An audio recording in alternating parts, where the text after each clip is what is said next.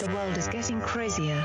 People are acting more and more insane. The end of the world is tomorrow. Tomorrow. There's only one thing to do when the world is falling apart. Listen to Basil and Gonz as they discuss this week's news and events through the lens of Bible prophecy. You are listening to Canary Crime News Talk.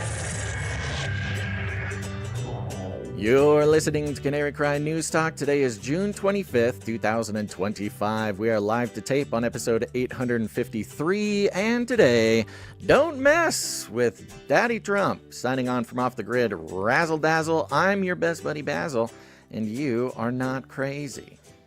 And my name is Gonz, director of the Age of Deceit Films, your favorite Asian provocateur for Christ, live to tape from the metaverse to bring you the best news, which is the gospel message of Jesus Christ, while reporting the egregious with a well-rounded, biblically grounded take on world events.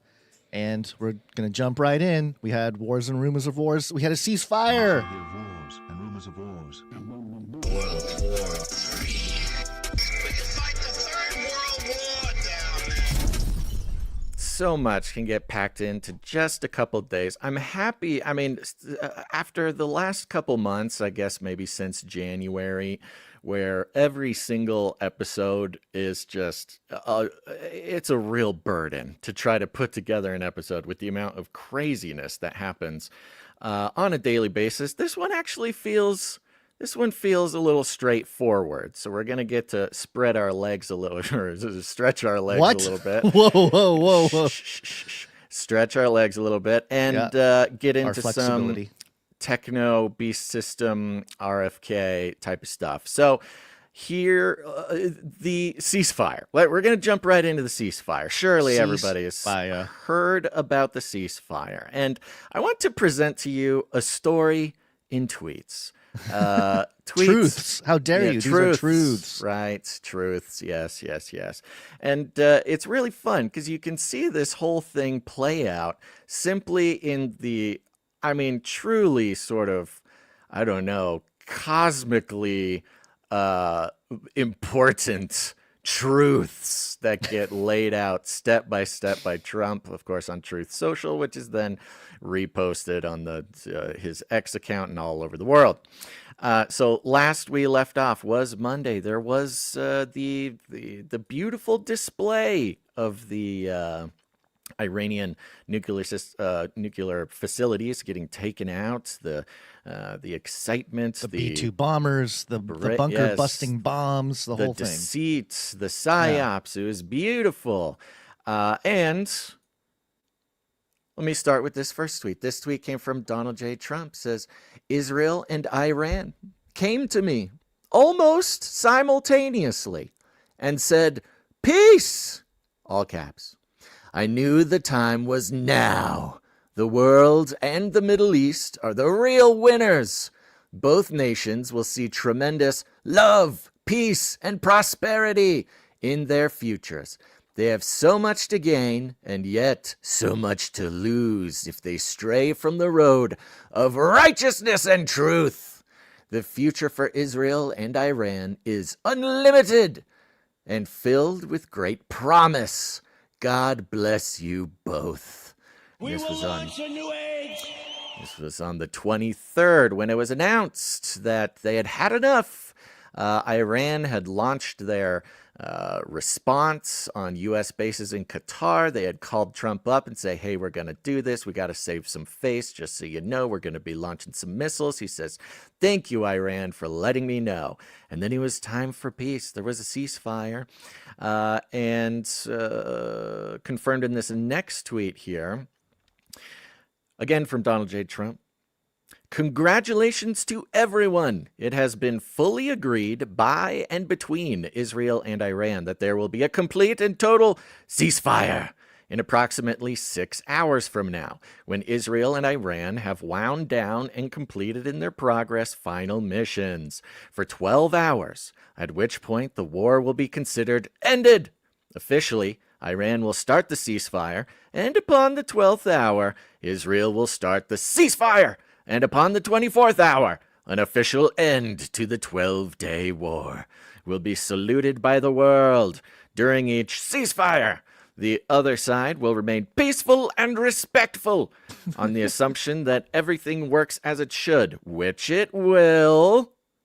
I would like to congratulate both countries, Israel and Iran, on having the stamina, courage, and intelligence to end what should be called the 12-Day War. Great branding. Wonderful He's branding. branding the war. Yeah. Yes, it's very good. You got to have a brand. You got to have a message. This is a war that could have gone on for years and destroyed the entire Middle East, but it didn't and never will. God bless Israel. God bless Iran. God bless the Middle East, and God bless the United States of America, and God bless the world. Donald J. Trump, President of the United States of America.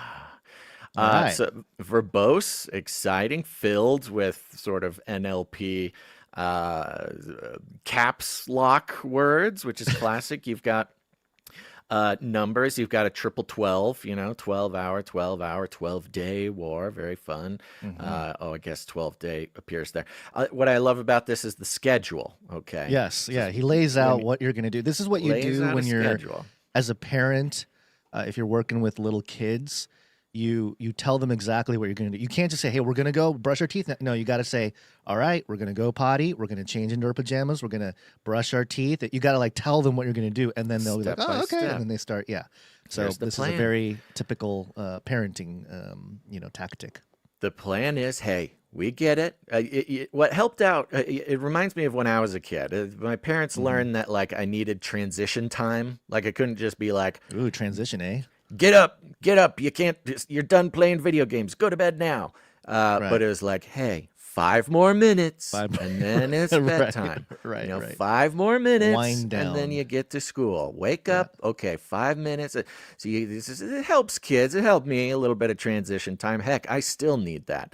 And so they give the little transition time. Hey, 6 hours. Okay. Israel and Iran, I know you both got planes in the air. I know you both got stuff going on.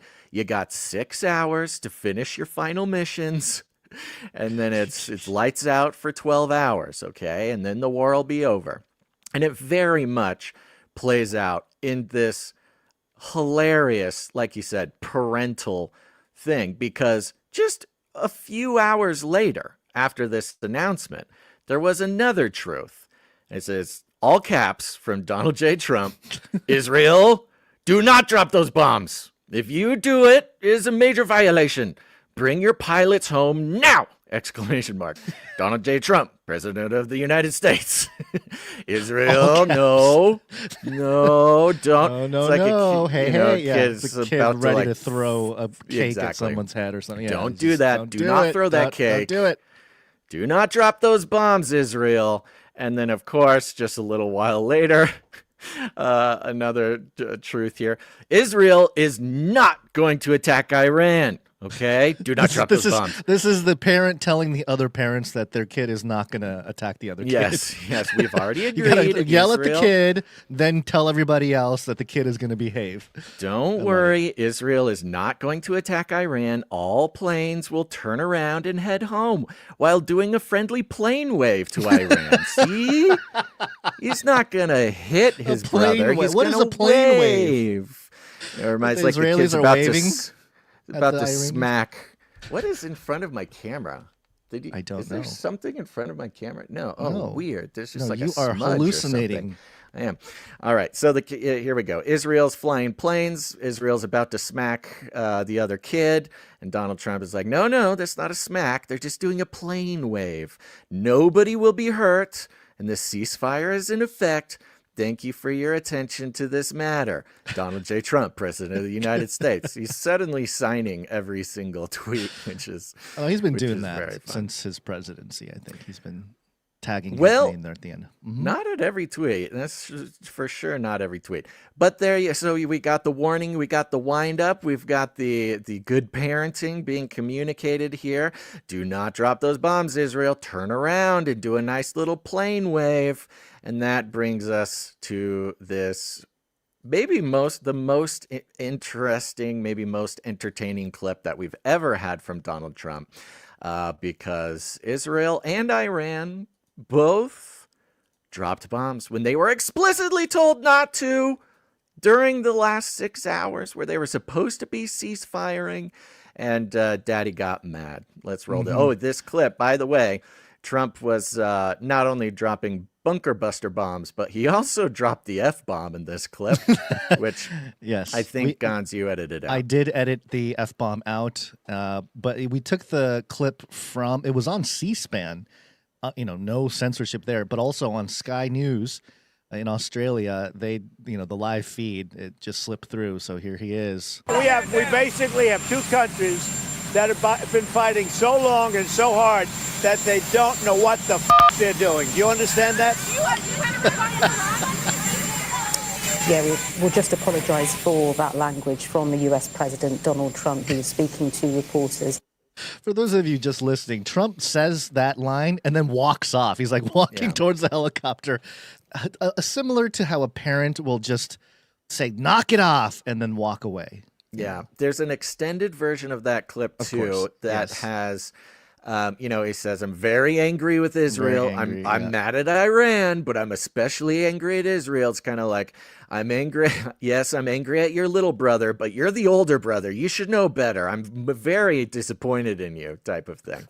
And then, yes, these guys have been fighting for so long. They do not know what the blank they're doing. Bleepity bleep they're doing. Yeah, and this, it's very interesting because Trump's countenance has been very entertaining to watch, very positive, very, it's on this little bit of a roller coaster. This was a bit of a tone shift where he just lost his patience. You see, he just completely lost his patience. And which is effective. I'm not even saying it was an accident.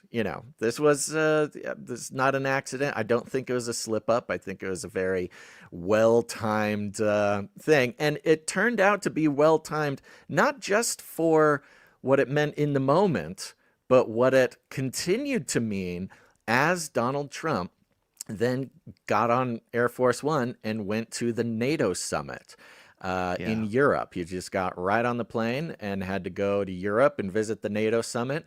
And the reverberations of this clip were felt also in Europe. Here's Marc Ruta, who is he's the head of NATO, I think. I forget what the official term is called or position is called, but it's Marc Ruta, one of the big wigs at NATO, doing a sit-down interview with Trump, which produced another very interesting quote.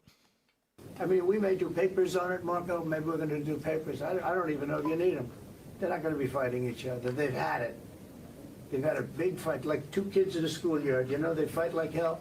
You can't stop them. Let them fight for about 2-3 minutes. Then it's easy to stop them. And then Daddy has to sometimes use strong language to You have to use strong language. Every once in a while you have to use a certain word. I think we have to join the others.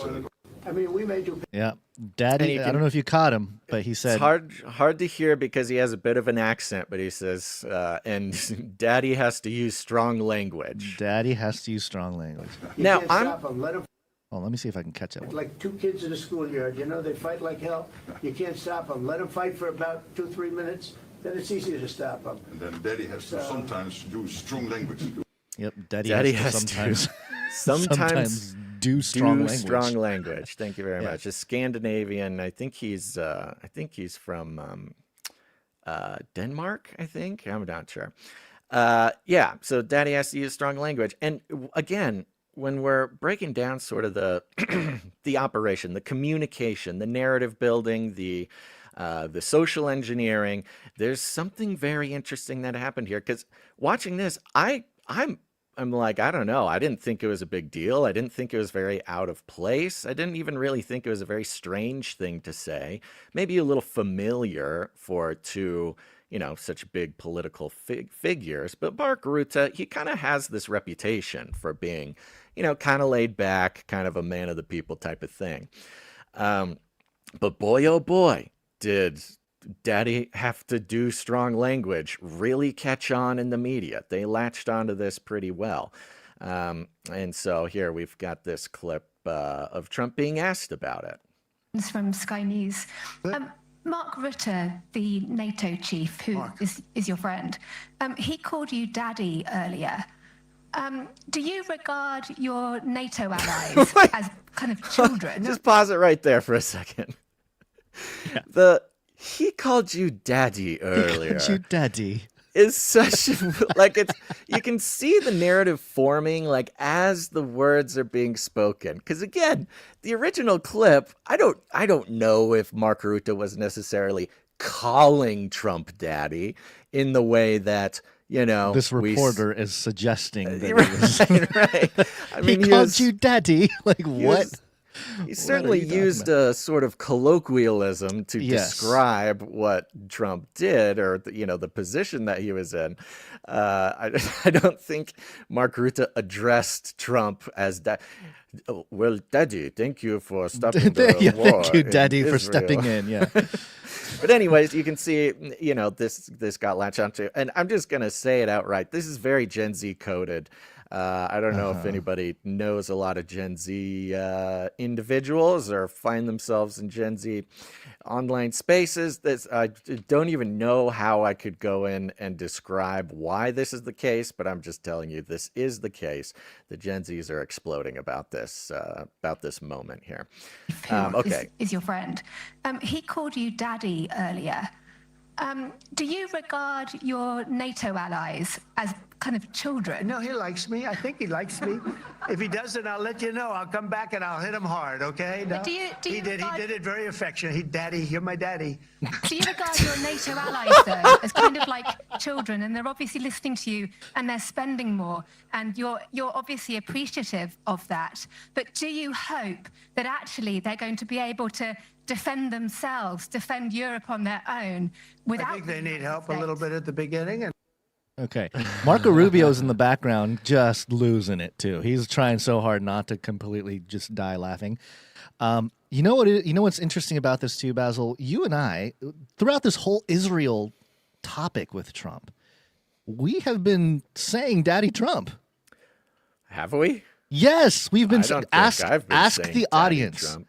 We've referenced Trump as he's the dad, like the dad that's walking in and like yelling at his kids. We've been using that analogy, so it's very father strange. figure that the world has not had for a long time. Now, of course, remember, down with the patriarchy, but we've got the pendulum swinging the other way, and it's interesting because I do not think that this whole thing is necessarily sort of a planned PR campaign like we would originally, like we would usually see this sort of thing. I do think it's an emergent phenomenon, what we're seeing. And it simply comes from, a world leader just not playing the liberal economic order game.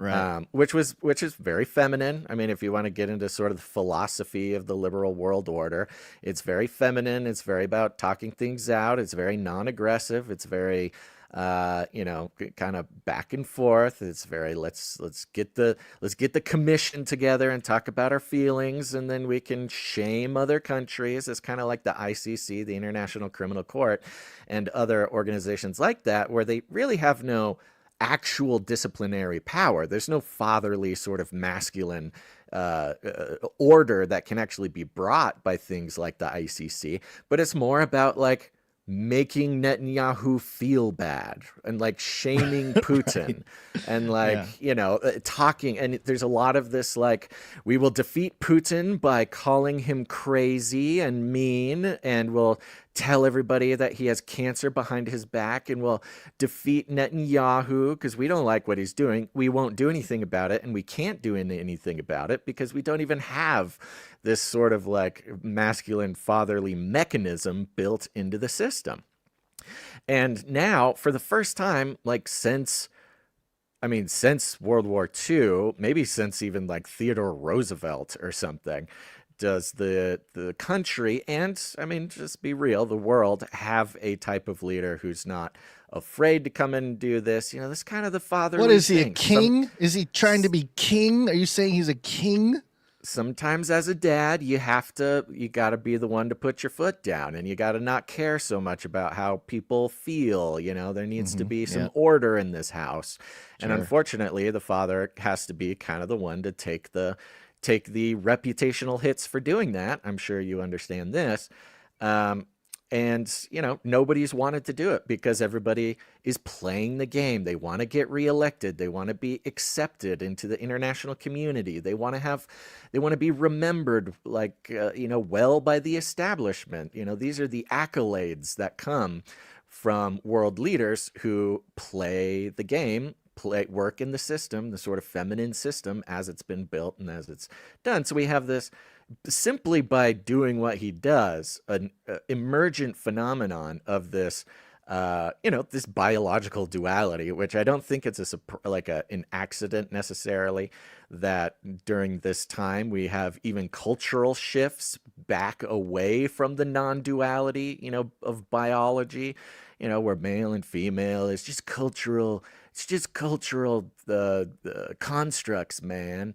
And we're seeing sort of this swing back the other way, not just biologically and legally and things like this, but even in the archaic sort of archetypal power structure between nations.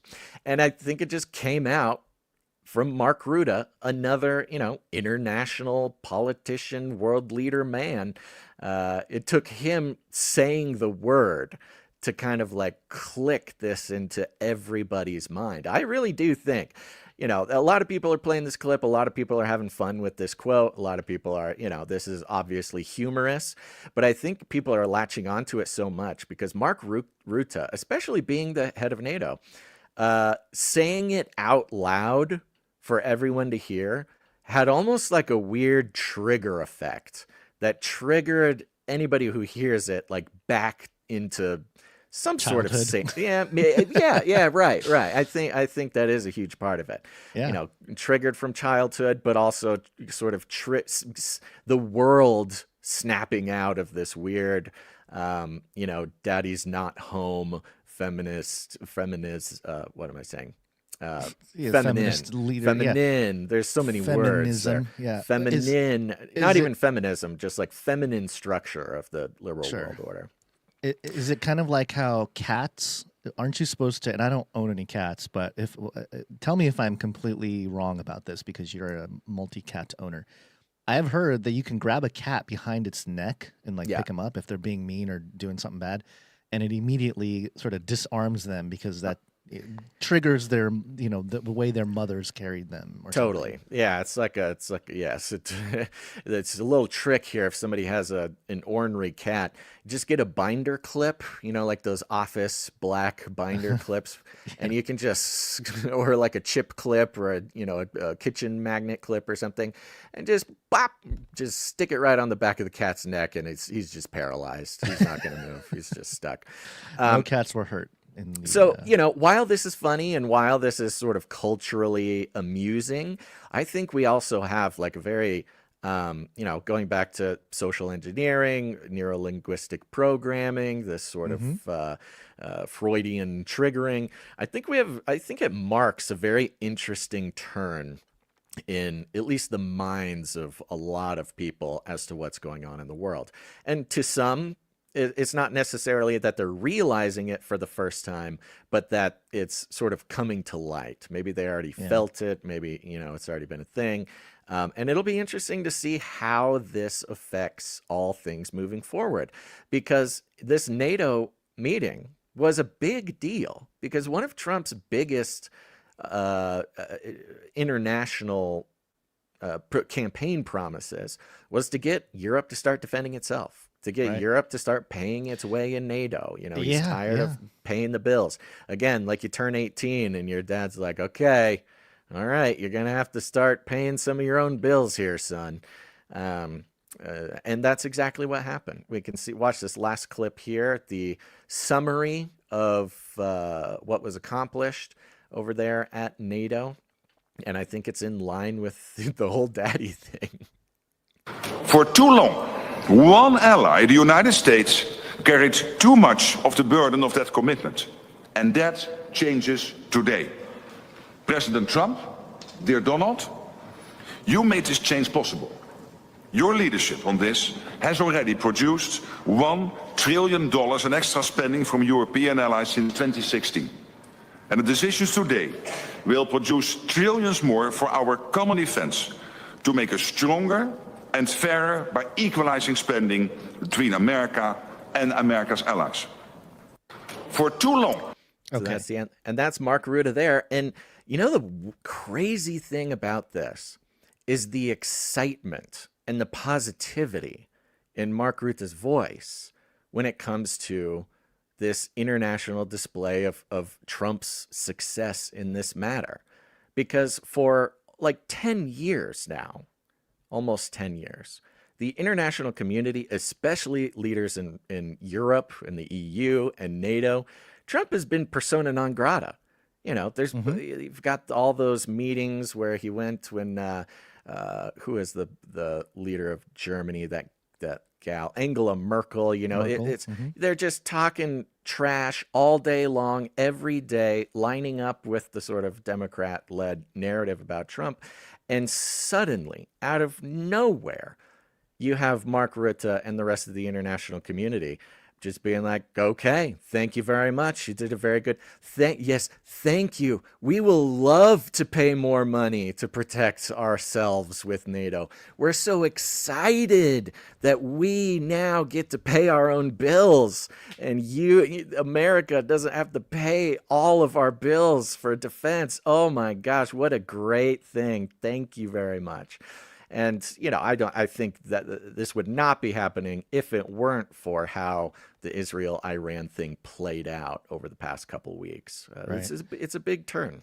I didn't bring the article to the show, but as I was kind of compiling things and looking for things for this episode, I ran across an article that was about the New World Order, but it was a German outlet, and they were actually saying that, you know, this New World Order that we're building for Germany is going to rely less on the U.S. You know, like no more U.S. kind of influence on the European countries. Like we got to build our own thing. So, yeah, very much.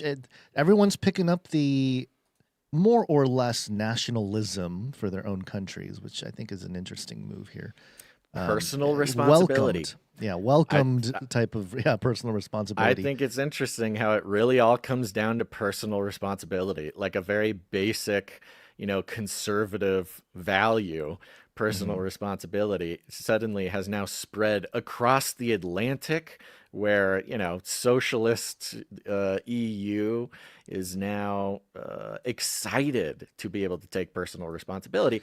And the funny part is that anybody who has sort of gone through that transition, you should be excited about personal responsibility. Taking personal responsibility is a very exciting thing. It's empowering. You're building competence and confidence. It's becoming an adult, not relying on somebody to take care of you. And, you know, you see this in people's lives, individuals' lives, when they, you know, when it finally clicks. But then to see it on this sort of international, global, world leader stage is very funny to watch. Yeah. I was trying to see if we have a jingle for some of this stuff that we're about to do here, because I thought I lined it up, but I didn't. But yeah, you know, part of what might be going on too is as the left-right paradigm is kind of moving around a little bit, where, like you said, the world order, so to speak, groups like NATO were very much following a Democrat left progressive type of narrative for such a long time. Now they're moving into this more independent, or what's the word, libertarian almost type of move. Populist, I guess, is more of an accurate description. But maybe it's because there's a different kind of compromise happening as well, where the traditional forums are also being rebranded. Traditional things like the World Economic Forum, NATO, you know, they all need rebranding. That was the big thing a couple of years ago, was that everything needed rebranding because a lot of the World Economic Forum stuff failed to capture the imagination of the public. Yeah, and they so knew they lost everybody's trust. Yeah, so they right. So it. Right. So I think there's a little bit of a two-way street here where they get to rebrand a little bit, but also then, you know, the hardened right-wing conservative brand is also, it's still what it is, but it's compromising a little bit, perhaps. in some ways. So, and I think we'll get into the next thing here. Do you have anything else on the Trump's daddy issues? Nope, but I think we made it through. Okay. All right. I'm trying to see if Jonathan F. sent us a MAHA jingle because I'm almost certain he did some at some point. Yeah, I'm sure he did. Oh, you did. You didn't have one lined up here. It might be under RFK. I'm sure it's something. Well, that's what I'm trying to see because I think he did send. Sometimes he sends like jingles that are jingles, and other times they're like songs, you know, or like little mini songs. So I'm trying to see if there's one or the other here, but yeah, this computer over here is moving extremely slow. So I don't know if I'm going to be able to actually pull it up, but at the very least, we can say that this reeks of the beast system. Speaking of the beast system, beast system. So RFK Jr. was at a hearing, and he said something this morning that a lot of people are latching onto and discussing. And it actually fulfills a Red Book prediction of yours, Basil, from I think it was like a New Year's prediction from maybe 2 or 3 years ago. One of the predictions you had was that wearable technologies were going to take off. And I think we were wrong about it. And it might have been even more than that. It might have been like 2019 or something, even before COVID. But it seems that there is an agenda to start pushing wearable technology as part of the MAHA project or mission. Secretary Kennedy, my first question is that there is a tremendous amount of research that shows that greater engagement with one's health leads to better outcomes. In recent years, American innovators have created and improved wearable devices so that not only are consumers able to better engage with their health through monitoring data, but they are able to share that data with providers. I believe American consumers, in line with the 21st Century Cures Act, should be able to access these innovative wellness tools.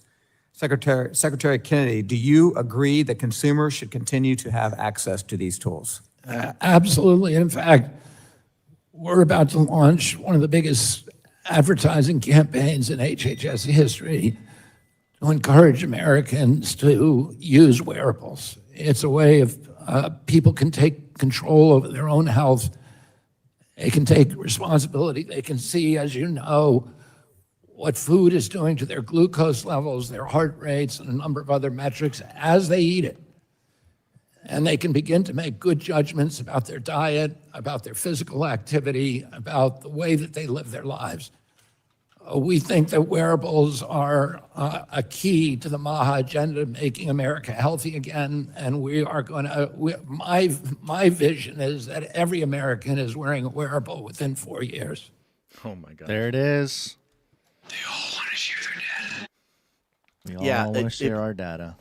This was obviously a pre-lined up question. I mean, of course. This senator plans his questions ahead of time, but it was just a soft pitch. This was a soft pitch to announce this ad campaign because, you know, these wearables are so great because they can send their data straight to providers. Do you think people should have access to these things? Do you think, what do you mean, do you think people should still have access to wearables? Is somebody talking about banning wearables? What are you talking about? Nobody's talking about any of that. Nobody's talking about banning wearables. Do you think people should still have access? Okay. Well, RFK did call wearables key to MAHA, and I think this is a little upsetting. Of course, we know Trump, Elon, RFK, not only are they spiritually descendant from the technocrats of the 1920s. Literal Technocracy technocrats. Inc. Yeah, technocracy. Yeah, but the actual party, you know, they are the literal descendants of physical, biological technocrats. They are also spiritual descendants of the technocracy, of the technocratic ideal. You know, I was just watching a very interesting film. It's called Mountainhead. Anyways, it's a film on Netflix. I was at somebody's house. And they're like, dude, have you seen this movie Mountainhead? It's crazy. It's like everything you've been talking about for years. And I'm like, oh, great. He's like, dude, we should watch it right now. I'm like, really, right now? You want to she's like, seriously, you got to sit down, watch this.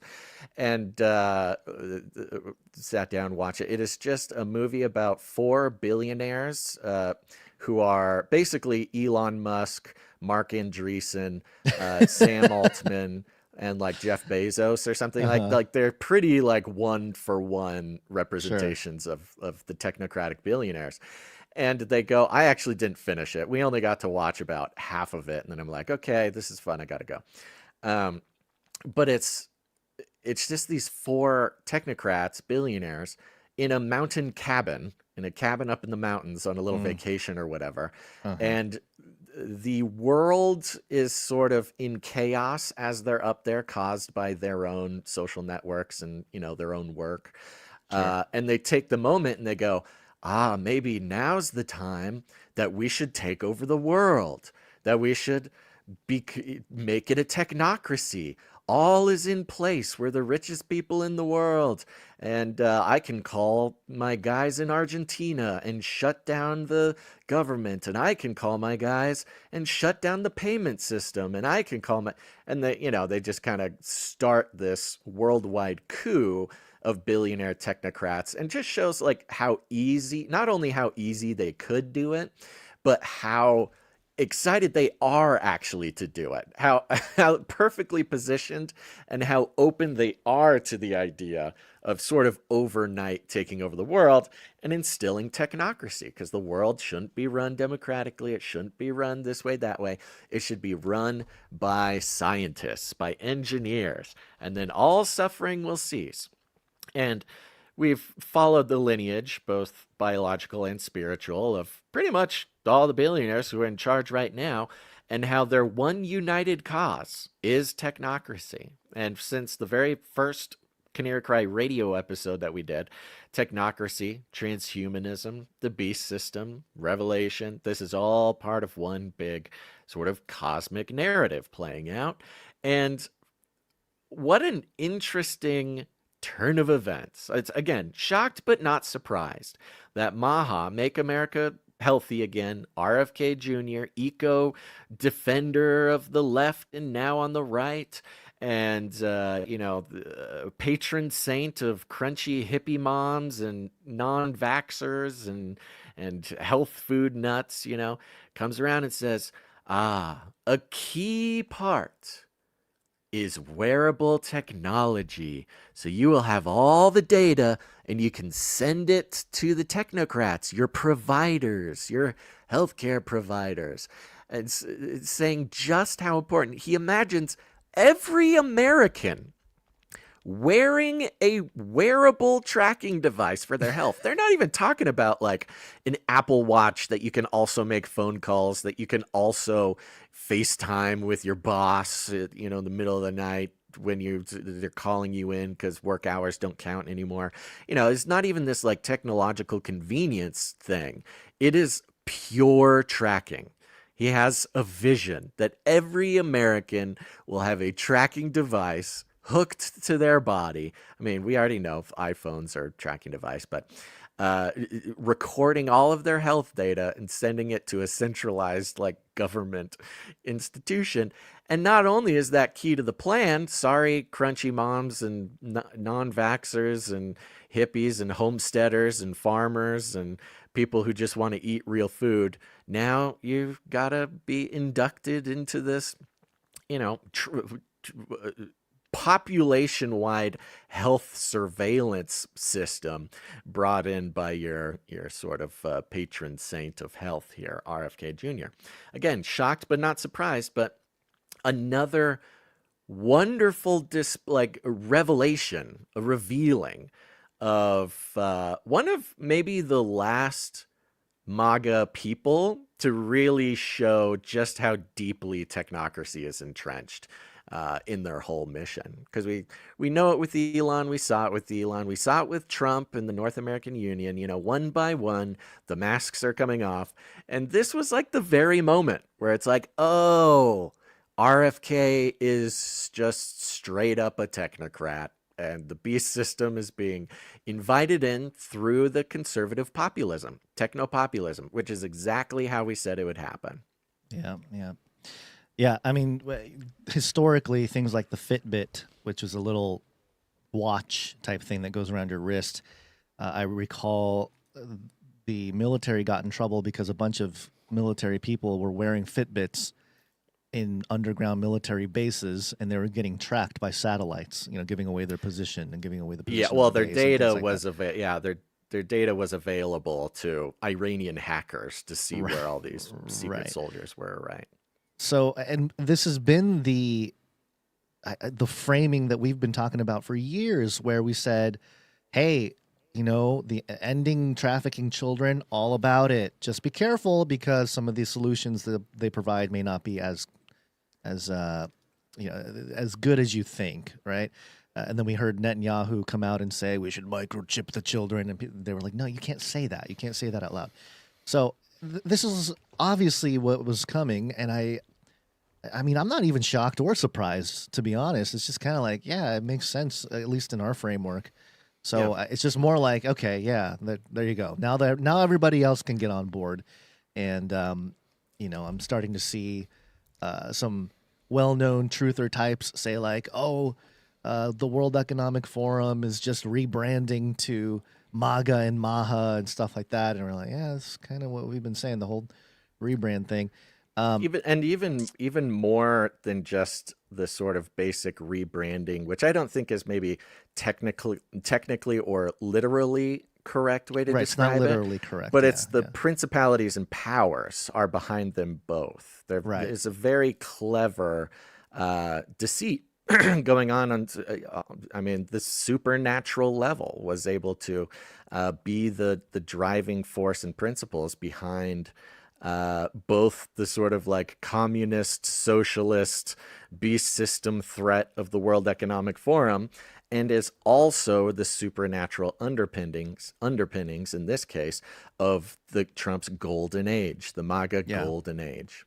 Right. And people were sharing clips like the one we're about to play. I'm just going to read the captions. It's not in English. It's Klaus Schwab. It's an old interview. And he says, today, at the end of this, we're talking about chips that can be implanted. This is the interview asking, when will that be? Certainly in the next 10 years, this is Klaus. And at first, we will implant them into our clothes, wearables, you heard him there, and then we will imagine we will implant it into our brains or in our skin. Let's see. And in the end, maybe there will be a direct communication between our brain and the digital world. So you can hear him. He even says wearables. Yeah, like, it's that's the first step. I think the translation of the transcript. I think they transcribed the word wearables to chips in our clothes. Right. Which is interesting. I don't know who's transcribing that, but I don't know. It's interesting language. Language is fun.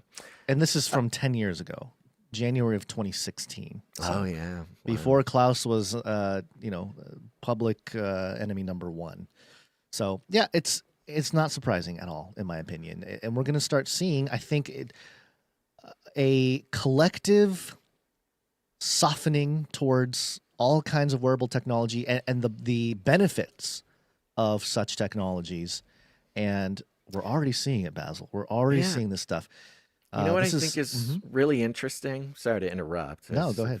I think it's very interesting because at the same time we're seeing the mainstream sort of begin to address, the apocalyptic Christian nationalism, the doctrinal Christian ideas about the end times and Iran and Israel, and some Christians think this is and let's now inject dispensationalism and other doctrinal ideas into the mainstream conversation and get everybody really riled up and get everybody fighting about it and make it a part of the conversation. As much as we can be skeptical and even sort of unhappy about that being the case, it is also just kind of the people who have had a framework for the book of Revelation, the book of Daniel, end times prophecy, those with the framework of end times prophecy for, the last 10 years or more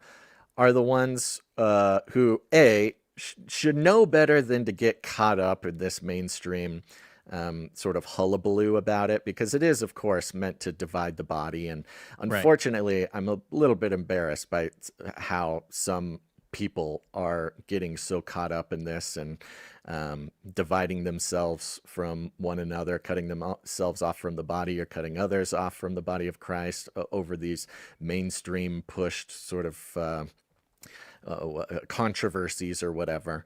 But those with a sort of mature and honest framework of end times prophecy are the very ones who already know how it ends. And every piece of news and every current event and every revelation, as we say, is, like you said, not a surprise. It is revealing what is already known. It is revealing the end game that is already known. And we get to keep saying, called it, called it, called it, called it, but also sort of have a peace about it. We should be having a peace, because each little step into the biblically prophetic vision of, the beast system, end times, things like this, as it confirms what the framework already includes, it should be bringing more and more peace, because we know how it ends, because we know who wins in the end and our place in that part of the plan. But unfortunately, it seems like people are getting a little bit caught up, and they're getting more and more frazzled, getting more and more worked up about it, kind of having the opposite effect. I don't know exactly what that is, but maybe it's a distraction as they're rolling out the very technologies that people have maybe correctly identified as the road to the mark of the beast and the image of the beast and all that. They need that distraction. Let's let them argue about dispensationalism. Get them fighting about Israel so they don't notice, the mark of the beast is on the forearm or the head. Wearables, like a Fitbit on your wrist or Google glasses on your face. That's pretty interesting. It's just kind of like, again, each detail that comes out about it is just confirming the framework that was already laid out for us. And RFK saying, it's the plan. I'd like to see in 4 years every American wearing these things. And probably because of the techno-populist, although technocratic bent of the MAGA movement, it most likely won't be, okay, it is the law. You must wear the wearable or you're not allowed outside or whatever. But it will start with... If you want to go to the doctor, if you want to have health insurance, that's what I was going to say. I think health insurance is the big one. That's going to be the one. Much like you have to maintain, your oil and do certain things with your car, there's going to need to be certain, things you have to do if you want a good price on your health insurance. I think that's the big play. I mean, the one with the car was funny. Like, that was like a test run for the health insurance version. Did you ever get like the little tracker that they put in your car, and if you drive responsibly, you get a discount in your insurance? Yeah. I did it for a little bit back before I knew better, and let's just say I did not qualify for the discount. So it's pretty clear MAHA is going to start advertising. Interesting, he used the word, RFK used the word advertise as well. Like, he just straight up said, we're going to advertise wearables. So same day. So this happened today, obviously, with, no, it was yesterday. I'm sorry, yesterday. Oh, no. Was RFK's thing this morning? Well, either way, this article is from yesterday. This is from the CBC. This is Canada, okay? But I think this is just a glimpse of what we're going to start seeing. The article is titled, Very Emotional. Brain-computer tech gives kids with disabilities new powers. I'll play a little bit here. My name is Susanna Van Dam. I'm an occupational therapist and the team lead of the Clinical Brain-Computer Interfaces program at Holland Worldview Pediatric Rehabilitation Hospital. We use a non-invasive EEG headset, and what it's doing on Ireland's head is it is listening to the electrical signals of her brain. So she has taught software to recognize a particular command thought. So for Ireland, she loves applause and she loves clapping.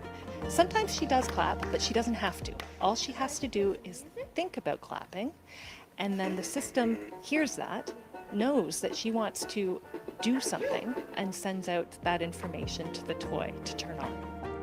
We have a couple of headsets that were funded through this late foundation donation through EKO. So we're going to be able to offer programming that is hopefully diverse to all of our populations of children, to just give it a shot. We're the first to get on board with this training to bring BCI technology as a tool to our clients through programming opportunities. My name's Jeff. This is my daughter, Ireland. She is 10 years old. At her school, there was a very generous donor who bought a bike that they were able to set up to be able to do BCI. She got on a bike with her sister, and they drove around the gym at their school. And, you know, for her sister to get off the bike and I was finally able to ride a bike with my sister. That hit the heart very much. Don't discount anybody. Just everybody has their own unique way of communicating. Everybody has potential, and it's just how much you work to harness that, help bring that out in them. And she just wants people to see her, and she just wants to be loved. How can you deny brain-computer Can't deny interfaces, it. Basil? It's letting people who can't communicate. Look, she likes applause. She doesn't even have to actually applause. She just think about it, and the computer will know that she wants to applause or have something happen. BCI bike sounds fun. BCI bike, yeah. So, you know, you got the nice music in the background, and it's produced as sort of a heart-tugging piece here. And I think we're going to see more of it, Basil. That's part Ship of the the kids. advertising. It's, you Ship know, the the same kids. way that Big Pharma really had a grip on mainstream media.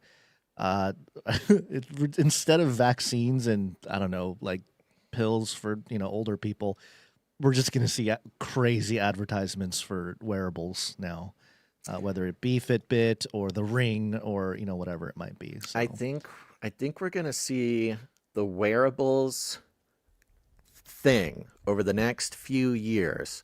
I think it's going to end up being very similar to the Real ID thing, which is it's going to start as optional. It's going to be around for a little bit, but very slowly more services, more, I don't know, you're going to need just the infrastructure, the Fitbit rails for the account, stuff to right. to It's work. You're going to start requiring it more and more and more until, I mean, kind of where we are with the Real ID now, it's getting very close to the point where if you don't have the Real ID, you can't do much. You can't get on a plane. You can't do this. You can't do that unless, I don't know what the answer is. Some people think that if enough people resist and enough people clog up the TSA line with non-Real ID IDs, you know, what could happen. But it's going to kind of go the same way with these wearables. And again, like we've said for many, many years, it always starts with the miracle. It starts with the healthcare. It starts with the disadvantaged. That's the test platform to build out what inevitably will be, you know, a required piece of technology to even exist in the technocracy. And today, you know, it's a headset in a charity for kids who are having a hard time. And, 4 years later, you can't walk into a hospital without your health recording chip or whatever. Right. Yeah. Most modeling is kind of acting like a beast, but making it fashion. Beast. But then make it fashion. Beast fashion, baby. Demonic power! So along these lines here, and since we're talking about the World Economic Forum and NATO and all these international groups, the World Economic Forum published the top 10 emerging technologies of 2025. And on this list, I thought it was interesting because in this article from the World Economic Forum itself, they have a chart here that I wanted to point out first. And it's basically well, let me just It's like a read what it says. timeline. Yeah, a little timeline. It says technologies featured in the top 10 emerging technologies reports from the World Economic Forum demonstrate how breakthrough technologies build upon foundational innovations, creating disruptions and redesigns of entire societal ecosystems. And it's got 2015, CRISPR-Cas9 was an emergent technology in 2015. It took about 10 years, Basil, for America to have its first CRISPR baby, which we reported on, a month ago or something like that. And then in 2017, for emerging technologies by the World Economic Forum, was the mRNA vaccine, which, of course, a couple years later, that thing rolled out because of a worldwide health emergency. Mm-hmm. So it definitely played out. In 2018, one of the things on the list of top 10 emerging technologies was AI-led molecular design. AI-led molecular design. Now, have we had huge breakthroughs in that? I don't think it's made it to the level of of public interface like mRNA vaccines or CRISPR-Cas9. Yeah, I mean, AI designer molecules is very big, especially in metamaterials, especially in all sorts of stuff. And now with 3D printing, it's going to probably accelerate in some use case that will take over all of material industries. And then, so the one that's being listed here is engineered living therapeutics. Engineered living therapeutics. So let's go through the list here real quick. It's a short list. You're into technology, Basil. I want to see what kind of we're all crazy into ideas technology here. I know what kind of crazy ideas are laying out. Okay, number one, structural battery composites. This is where lithium-ion batteries are solid structures that need their own space. Structural battery composites, or SBCs, are a weight-bearing material like carbon fiber or epoxy resin that can also store electrical energy.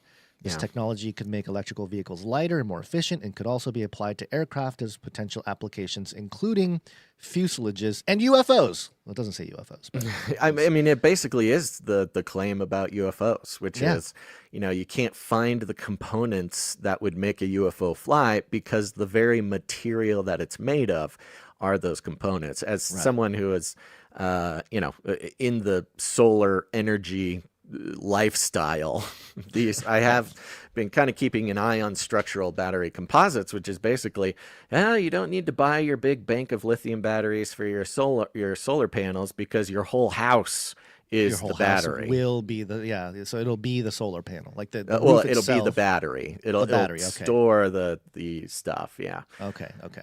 All right. Good. That doesn't sound like the worst thing. It's probably useful. Number two is the osmotic power system. What if you can generate power from the difference in saltiness of two water sources? That's what osmotic power systems promise, with the potential to generate clean, renewable, low-impact electricity. So first proposed in 1975. Yeah, isn't it always? Isn't it always? The best part is we've known about all this stuff for a very long time. This is old. I was going to say, this is like very old technology, is it not? Yeah. All right. This is emerging technologies, according to the World Economic Forum. Number three, advanced nuclear technologies. Quote, a renewed wave of technological innovation of nuclear energy is now underway, write the authors explaining this technology. They don't say who. They say the people explaining it. After a period of relative inactivity in terms of the construction of new nuclear power plants, production is ramping up from alternative cooling fuels to small modular reactors, or SMRs. There's a number of technological advances aiming to lower costs, simplify designs, and boost power generation from nuclear in countries around the world. Yeah, one thing that that this is sort of taking place right now is in AI data centers. They want to put small modular nuclear reactors together so that each building could have its own nuclear reactor. To power the AI, because AI is taking so much power. Yeah, and then you give the control of that reactor to the AI, which it's housing, and you've got something like an artificial something as close as we can have right now to sort of an artificial being, not just sentient, but autonomous being. Autonomous, yeah. Yeah, and it's, yeah, all kinds of stuff there that we've discussed over the years. Number 4 is the engineered living therapeutics. Scientists hope that by turning helpful bacteria into tiny medicine factories, they can treat disease from inside the body. The impact? Cheaper and more effective long-term care. This is done. I want you to get this next part here, but I think this one's hilarious because helpful bacteria are medicine factories already. That is why they're helpful. Yes. They are helpful because in the body they play a role in creating not medicine to cure you, but the preventative medicine to keep you healthy. You know, that's why this is something I've been kind of paying a lot more attention to lately, which is making sure I'm getting like enough fermented foods. I think it's like the crunchiest, like trad wife hippie thing possibly about me is like, oh, now I have to pay attention to how much kimchi I eat every day or sauerkraut or yogurt. And I'll tell you what, I'm certainly no kimchi master, but some noticeable differences in well-being after, a few weeks of focusing on getting that stuff every day. Why? Because of helpful bacteria doing the things that helpful bacteria does. Yep. It says here, this is done by introducing genetic code, which contains instructions for producing therapeutics into living probiotic systems, such as microbes, cells, and fungi. The system could also be programmed with switches to control production on demand. Yeah, what could go wrong? Yeah, you get you genetically, CRISPR-Cas9 genetically modify the lactobacillus bacteria that's in cheese and yogurt and all over the food supply. Program that to create like Xanax in the population or something. So, they flip the 5G frequency button and it turns everybody's bellies into, what's the word? Zombie, put everybody in zombie mode. Right. Yeah. I mean, the more, and then our tracking can show us that we are being manipulated by the 5G or something. I don't know. It's all just kind of invasive, all invasive. Bypassing the need to producing drugs in a laboratory means a 70% reduction in production costs. Hey, your body could do it. We don't need to produce it out in the lab. There you go. What's more, the approach provides a stable and prolonged supply of treatment for patients who would normally need a regular injection, as in the case of diabetes treatments. I could see like this being abused. You get some like black market. You get the bacteria that creates morphine or hydrocodone or one of these abuse leaning drugs here.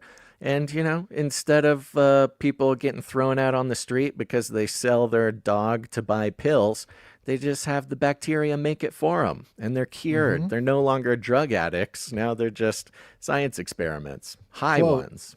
Quote, imagine if you had engineered living therapeutics, these little biofactories inside of you, and they can supply the glucose as needed by the body, says Mariette DiCristina, a dean at Boston University, in the Radio Davos podcast. Quote, ooh, it would be more like what your body would do naturally if you didn't have that illness. Oh, like... Not sure if the logic she laid out is actually correct, but I get the point. Radio Davos podcast. See, this is the kind of gig that we need to get, Gons. We need to get in nice. Yeah, we need to get in nice and sweet with some globalist lizard person organization and say, hey, where are your guys? We've got a proven track record, 13 years of podcasting, very, loyal following. We know what we're doing. Just write us a check and we'll do your... Radio Davos podcast, or it's taking podcasting from sort of a fringe entrepreneurial thing to a vocation, a skill that can be deployed in the market, Gons. Do you think a bunch of our producers would quit if they found out that we struck a deal with Radio Davos? Yeah, but at that shilling point, Davos talking points. yes, I mean, of we course kind of they do would, already. because we would be filthy rich. We would be so rich, the producers wouldn't even care anymore. We'd have to give them money to listen to us. Yeah, right. Which the I'm pretty reverse sure is what producing. Radio Davos does. I'm That's sure what they whatever do, the yeah. business setup is for that podcast, it's the listeners are getting paid to listen in one way or another. And by the way, creating some kind of factory in your body that produces stuff, isn't that kind of what the whole mRNA... Sounds a little familiar, doesn't it? Sounds like a familiar spike protein thing. factory in your body. I don't know. We don't know. We don't know anything. Number 5, GPL1s for neurodegenerative disease. A recently developed class of drugs that were originally made to manage type 2 diabetes and obesity, technically known as glucagon-like peptide, 1 receptor agonist for GLP-1RAs are showing promise. Wegovy and stuff like that. Right, are showing promise in the treatment of brain-related diseases like Alzheimer's and Parkinson's. GPL-1RAs have been shown to reduce inflammation in the brain and encourage the removal of toxic proteins. You know, it's funny. Let's get rid of all the inflammation and toxic stuff in your brain. Get it all nice and clean for that microchip that's going to go in there. You know, really just clean up the brain there. We don't want any noise when we stick that thing in there. Left untreated, both are related to the development of the above conditions. More than 55 million people globally live with dementia, so there are significant social as well as economic benefits for such drugs. For instance, as DeChristina said, quote, think about the caregivers and the time they need to spend on care that maybe they could also be spending on other kinds of life-affirming work. Oh, okay. All right. I mean, it makes sense, but there you go. You know, this is, again, I'm starting to see that jive, right? I think more people will start to recognize that jive between what RFK Jr. just said, you know, advertising MAHA, pushing wearables, and some of these technologies that are on the emergent list for the World Economic Forum. Yeah, and remember, this isn't necessarily new. I mean, these GLP-1 No, none of these are new. things, and they fail to mention how it's like making people blind, it's dissolving their bones, it's destroying their stomach lining. Oh, but, you know, we'll figure that we'll tweak that out. Yeah. Well, you got to get the lab experiment going in the public. Number 6, autonomous biochemical sensing. These devices detect and quantify specific biochemical parameters. Consider, for example, disease markers or chemical changes in water to detect pollution, or maybe fluoride in your water, autonomously and continuously. With wireless communication and self-sustaining power sources, they enable real-time ongoing monitoring. Of course they do. The technology has already seen some success with specific application, most notably a wearable glucose monitor for diabetes management. I was going to say, this is the one. This is the RFK wearable. Yeah, you just get everybody to have a little either implant or something like that just constantly monitors your blood, and they'll just know what's going on in there 24/7. Not even just sicknesses or drugs, of course, will be part of it, but also like mental states. Like that's coming. Your mental state has a specific chemical cocktail that goes through your blood. Right. Yeah. Yeah. Imagine doing the chemical tracking as well as the sort of the neuro tracking that, you know, from the story from before with the headset that tracks your brain activity. You know, you combine this. You combine this with the what was it? The drug making bacteria in your stomach. Right. Takes the signals from the biochemical monitor on your wrist or in your forehead or whatever. It's a flywheel. Yeah. It's a flywheel. It says here, however, thanks to advances across a number of fields, the technology is now starting to address other targets and applications, such as menopause care and food safety. So it goes from diabetes to menopause care to just food safety, which is the most broad thing you can actually have is food safety. All in one. Yep. Green nitrogen fixation is number 7. which is nitrogen fixation, converts nitrogen from the atmosphere into ammonia at scale. This is needed for fertilizer production. Okay, new green nitrogen fixation. Yeah, well, the aims funny to part cut is the enormous. it's there. This was happening in Europe where they were getting rid of cows and cow farmers because it was making too much nitrogen.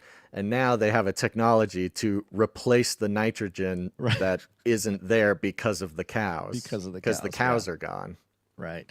Number 8, along similar lines, are nanozymes or nanozymes. Zymes? I'm going to say zymes. Nanozymes are lab-produced and manufactured nanomaterials with enzyme-like properties.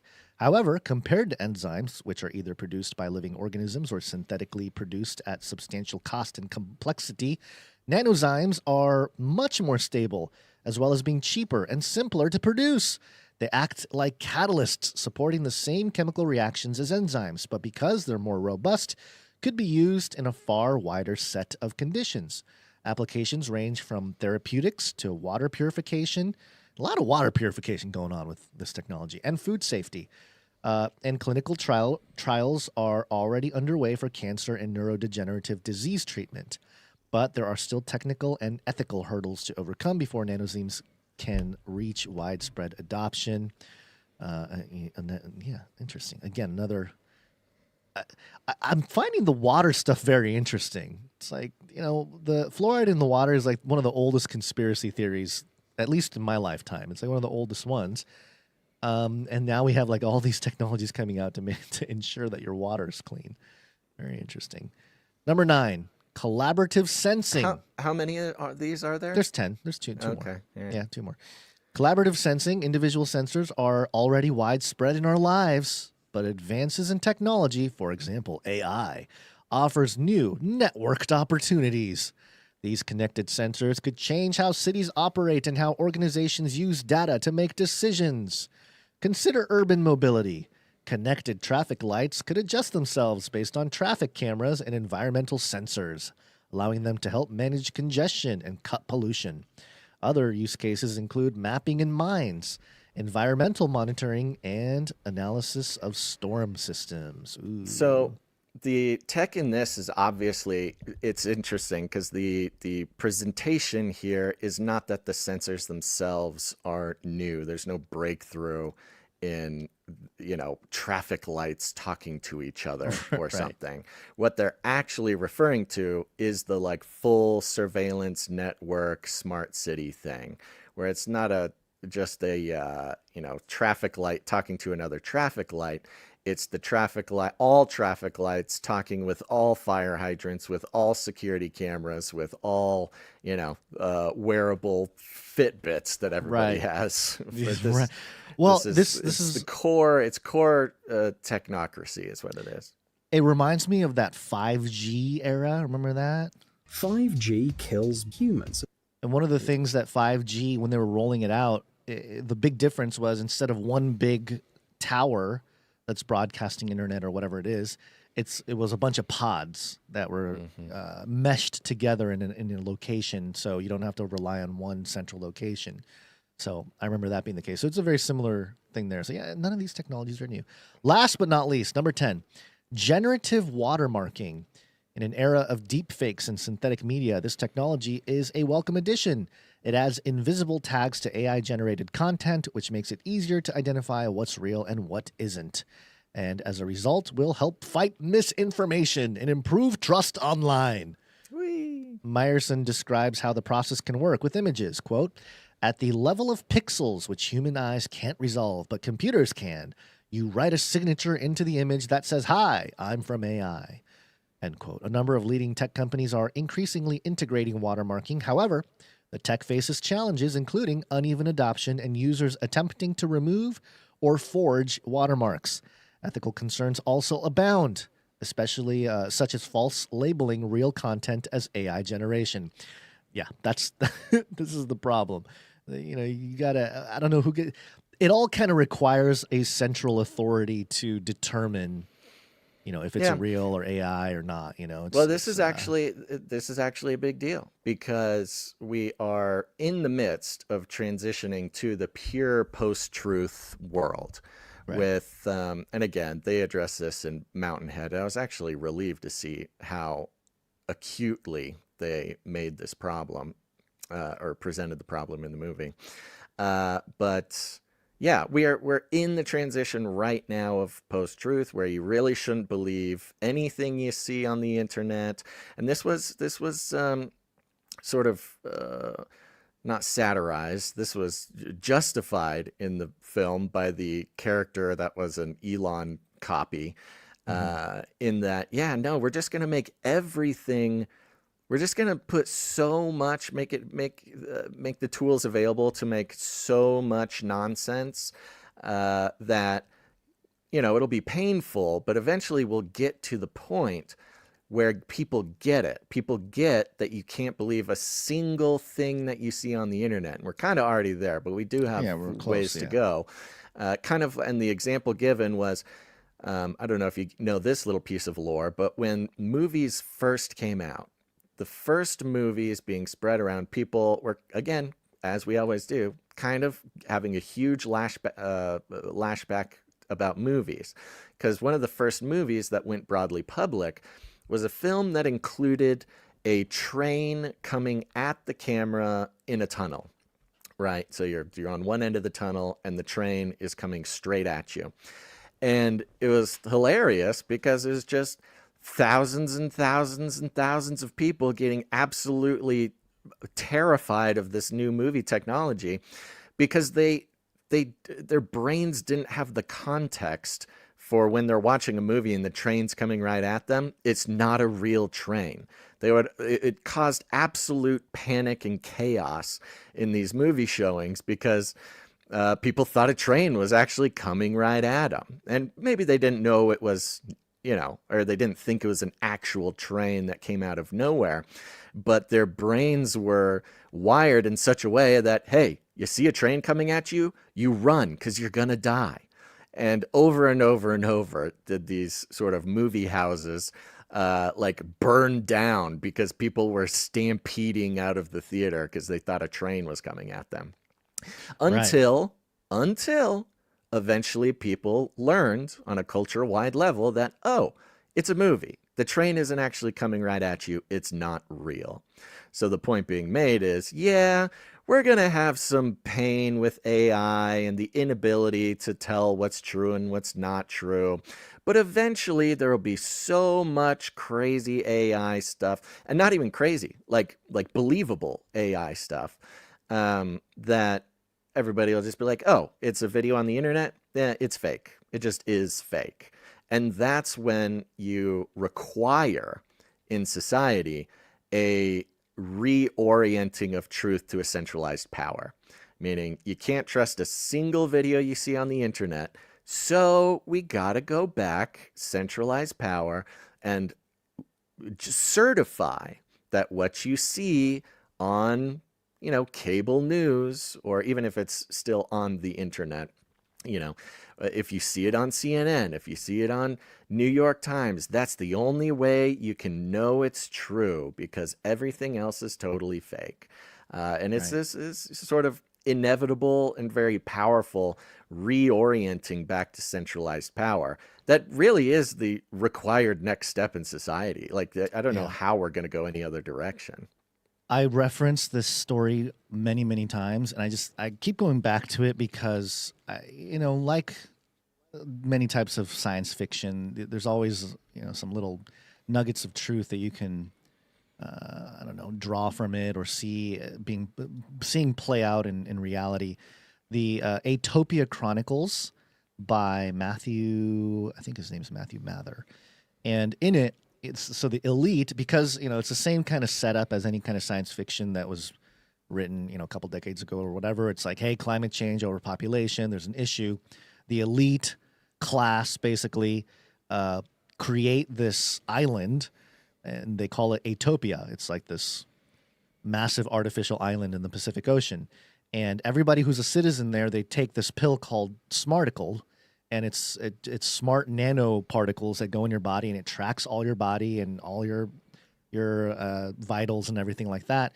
And you're able to to travel to different virtual realities while your physical body is occupied by the proxy, and your physical body's got to go to the restroom, it's got to eat, it's got to do whatever, but you're almost like a zombie because actually you're in some board meeting or something, while your body's just hanging out over here, your physical body. Well, part of the storyline is that the citizens of Atopia, who are kind of like celebrities according to the rest of the world tunes into, a celebrity figure, and they're going surfing or having some kind of romance or whatever. People are just watching through their eyes vicariously. Sounds kind of like the internet and streaming. And the citizens of Atopia are scrambling, and there's all this drama because they are convinced and believe that there is a massive storm in the Pacific Ocean that's about to hit this artificial island of Atopia. And the common citizen thinks it's maybe a show or maybe just, part of the plot line or something like that, because there is no storm. There's not an actual storm in the Pacific, yet all the citizens of Atopia are led to believe there's a storm.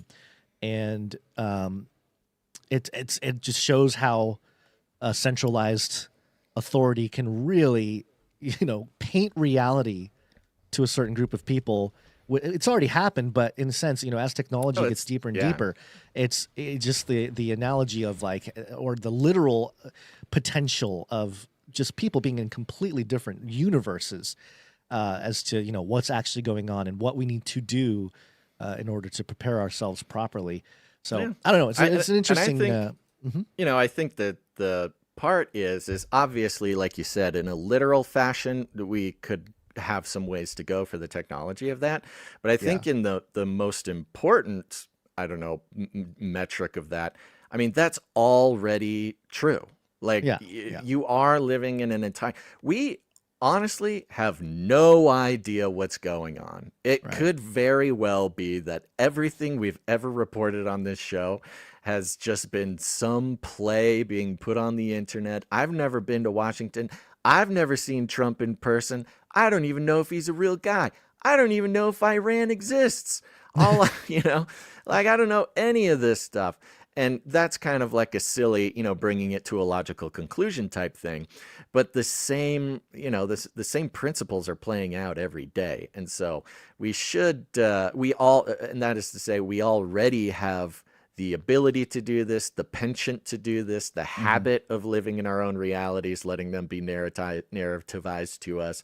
That's already how it works anyways. So to bring it to the most extreme technologically available version of that is the least of, of the hurdles to actually get to that concept. Yeah. It's you talked about Idiocracy that you saw it, a couple days ago or whatever, a week ago, and it all kind of goes back to this. You talk about post-truth, and really the heart of post-truth is a really deep question of epistemology of how we know anything. How do we know anything? How do we know anything? And I go back to the Gospels because, the Gospels being what they are, for testimonials that paint a picture as to what happened, is very powerful in this fifth generation war era that we're living in with the internet. Because even in that context, the Gospels actually hold up if you're going to trust a narrative out there, one that makes sense conceptually, but also historically, but also, in this modern era, in the post-truth era. How do we know anything? How do we know? This is, I think I talked about this before, but how historicism that came out of the Enlightenment, how that whole thing broke down was when they started to realize, oh snap, all the historians curated their information, didn't they? All of them chose what to put down, what to omit, what events meant to them, whatever. It's all curated by testimonies of individuals. And we just, 1,000, 2,000 years removed, we just presuppose that it's true. We just assume that because it's discussed in the halls of academia or whatever, that some piece of information or some piece of history is true. But all of it requires faith, interestingly enough. So it just brings it back to okay, so what are you going to put your faith in? Are you going to put it in the technological technologically constructed narratives of corporations and governments, or something that's a lot more robust and tends to reflect the core issue at hand, which is sin and, the fallen nature and all that kind of stuff. So I don't know. It's a good exercise, I think, if you're a thinking man or woman.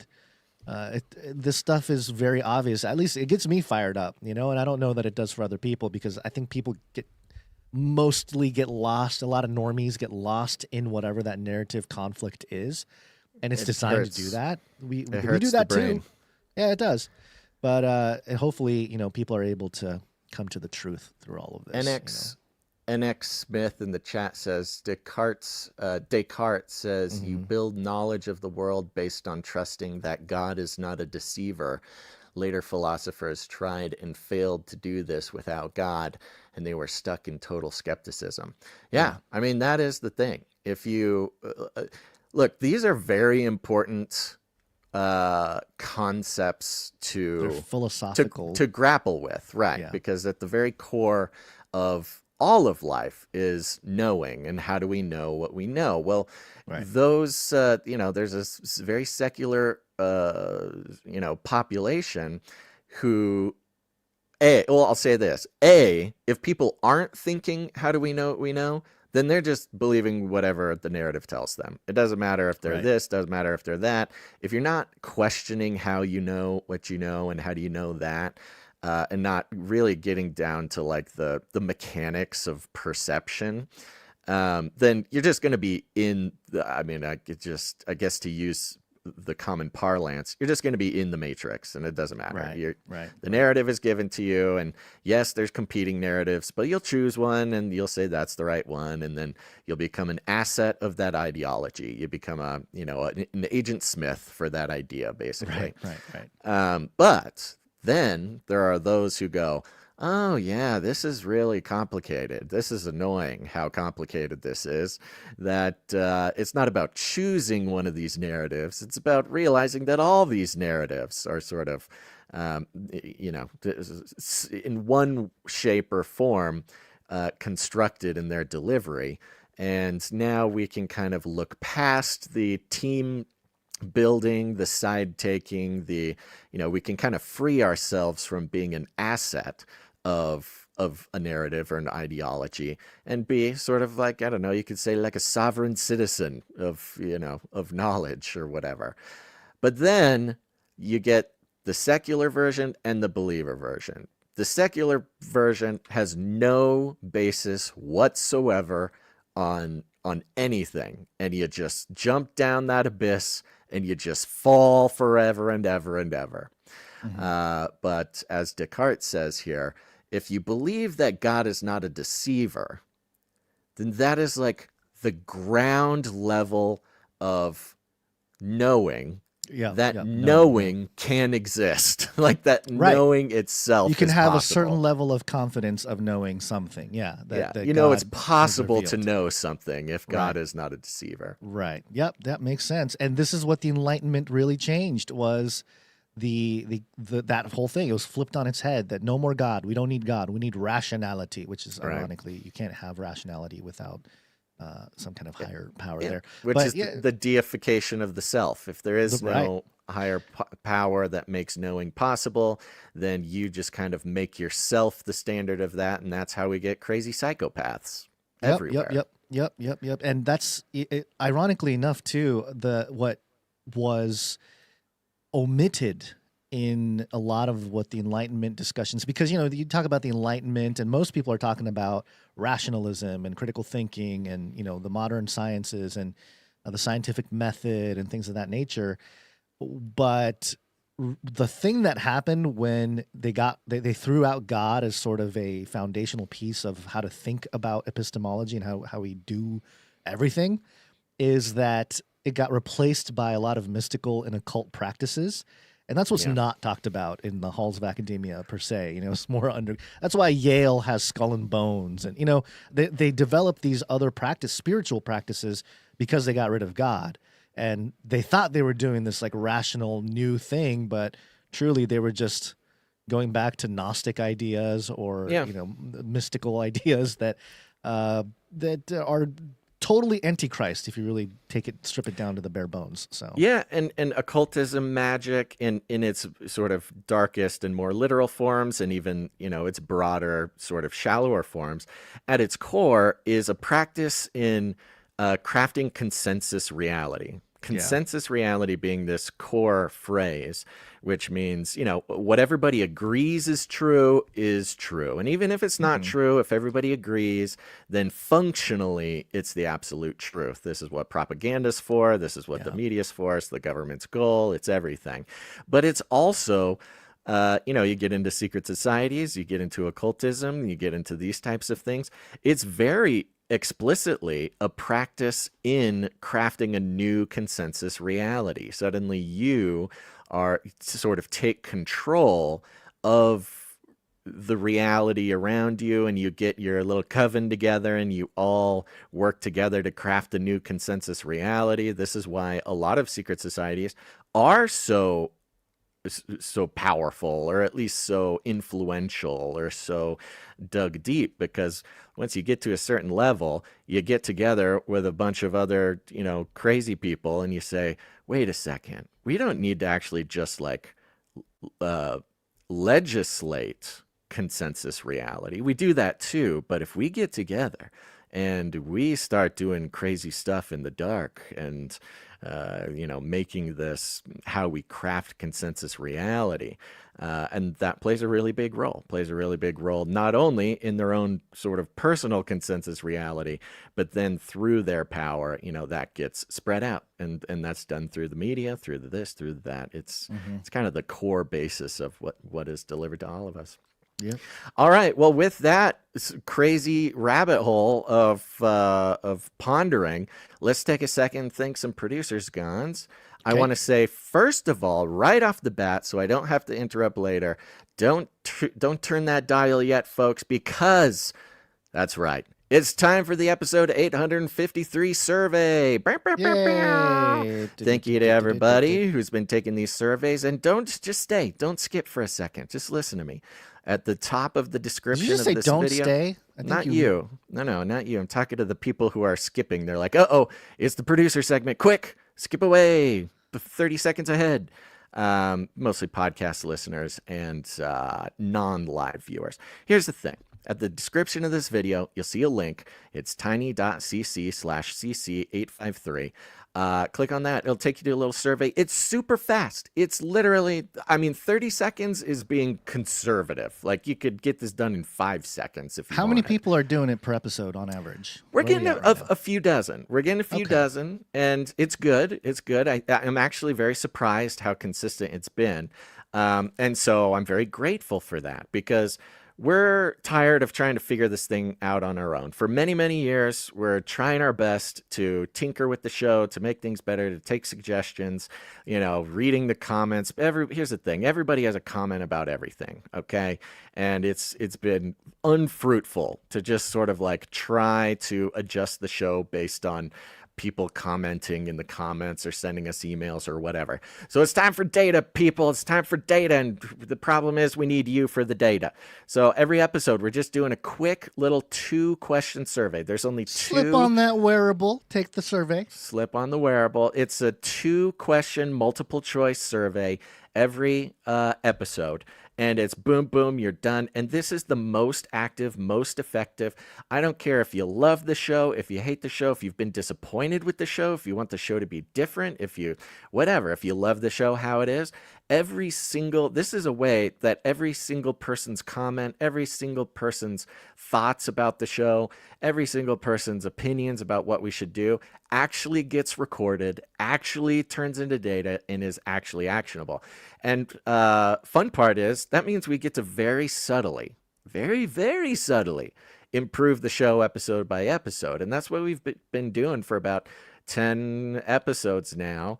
And again, we only really get to work with the numbers that we get. But the fact of the matter is, it's getting better. Things are getting better. Things are looking up. I kind of like the show a little bit more now after these little subtle changes that we've been doing. And you like our own show? I'm starting to like the show a little bit better. Okay, you know? that's good. Yeah. It feels good, and the numbers show that other people are liking it too, and it's only because of people going and taking this survey. So please do it. I know you're irritated at me. I know you don't like it when I ask you to do stuff, but more than anything, if you take these surveys, it's super fast, and it is the best possible way that you can fix the show. There's even people in there being like, stop telling me to take the survey. Noted. Thank you. Noted. That's in the data. I appreciate that. So go do that. Click on that. If you're doing it, here's the other thing. If you're live, you don't actually have to finish the episode to take the survey. So don't think you're going to wait and then you forget and stuff. Just do it right now. It takes 2 seconds. And of course, if you're listening to the podcast version, it'll be in the podcast description, etc., etc., etc. And it's ongoing too. The surveys don't close. So if you're just hearing about it and you're just going to take it, that's great. But you can also go back to previous episodes and take those ones, because these are ongoing data gathering projects. And what I love about it, people are having a lot of fun with it. There's 2 multiple choice required questions, but then there's like some other stuff. If you want to make a comment about this or that, you can get a lot more in there. And people are, I think people, are having fun. I think also we're getting really good ideas that we don't even know to ask about. Like, we don't even know the questions to ask sometimes.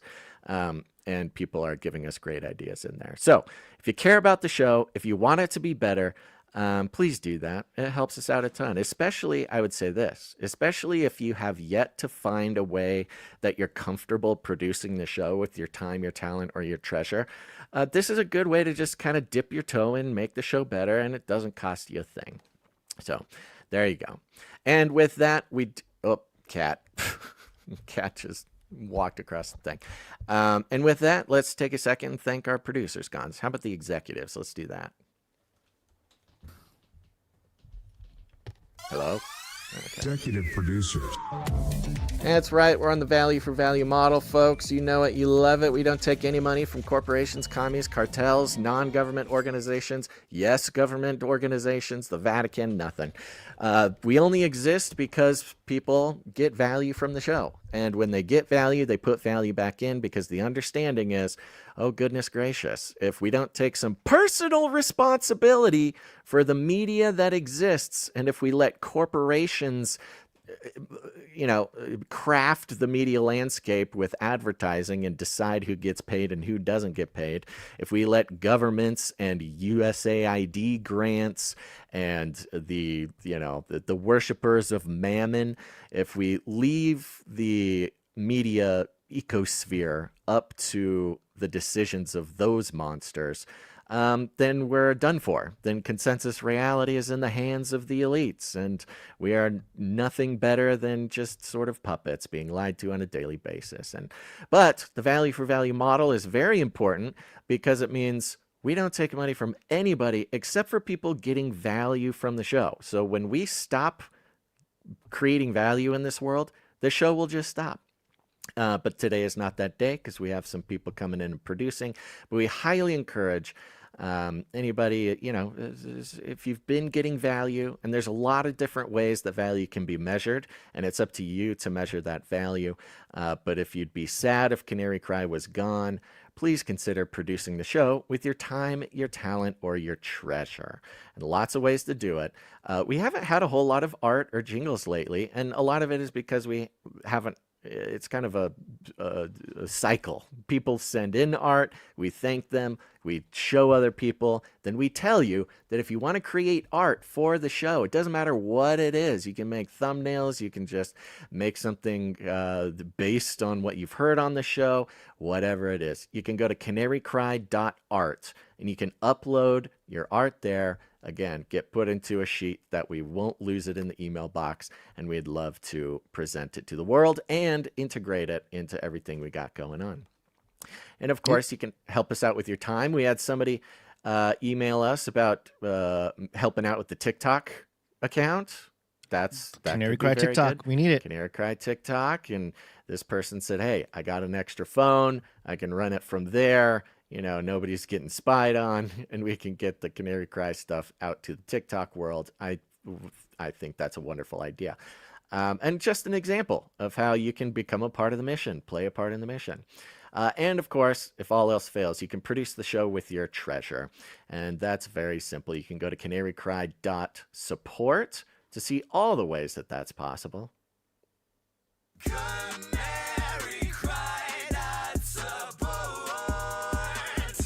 And a big old shout out and thank you to all of our monthly producers who said, you know what, I've gotten value for a long time. I imagine I will continue to get value.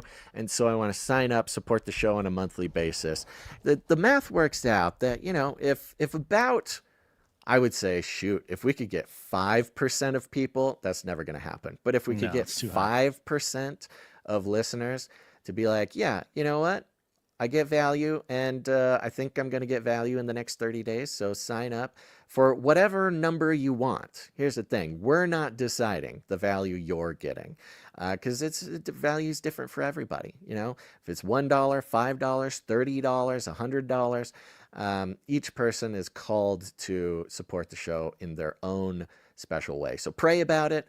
Ask God for guidance, and I'm confident the Holy Spirit will give you a number that makes a lot of sense for you and also will return all the wonderful benefits that is being a part of something bigger that you believe in, that you get value from. So the executive producers are those who come in, they support the show for $100 or more for any individual episode. So we're going to thank them. What do you say about that, Gons? Sounds like a plan. Okay, of course, we've got a few. Oh, yeah, we had no executive producers at the beginning, but we had a few come in, so thank you very much. I'm going to give a big old shout out and a thank you to executive producer Felicia D. Felicia D. Always coming in. Right in the nick of time. On days like this, we really appreciate you, Felicia D. Does she have a note? Nope, no note. No note. Just keeping the show alive. Thank you very much, Felicia D.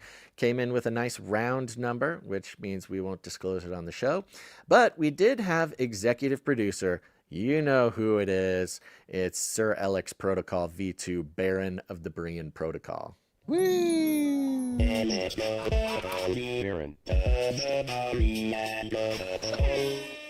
That's right. He is a Baron of the Canary Cry Roundtable of Knights and Dames. Supporting the show comes in for $100.33. And he's on a 403 episode streak and a 57 executive producer streak. Whoa.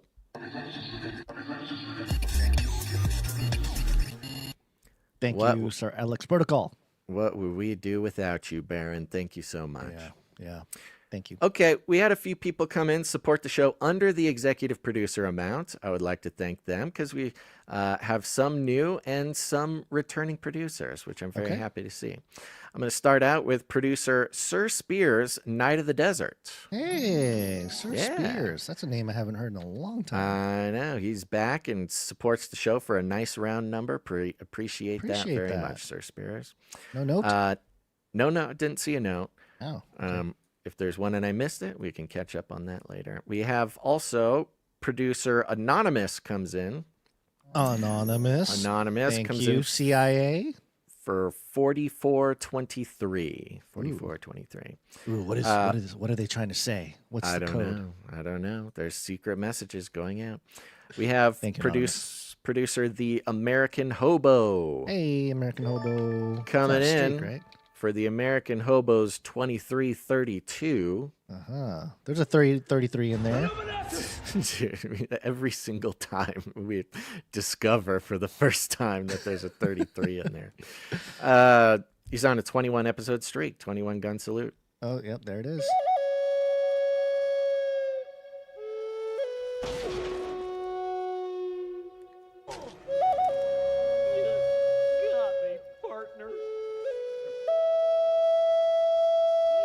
Yeehaw. Thank you very much, the American Hobo. Next on the list, another old timer. We've got Sir Aaron, Night of the Cute Little Piggies. Hey, Sir Aaron. Comes in for $7.77 plus fees. All right. How are the little piggies doing? They must be gone now. Last but not least, we've got producer Aaron B coming Aaron in B. for 888. Thank you, Aaron and B. is on a 35 episode streak. It's a streak. Thank you, Aaron B. Thank you very much.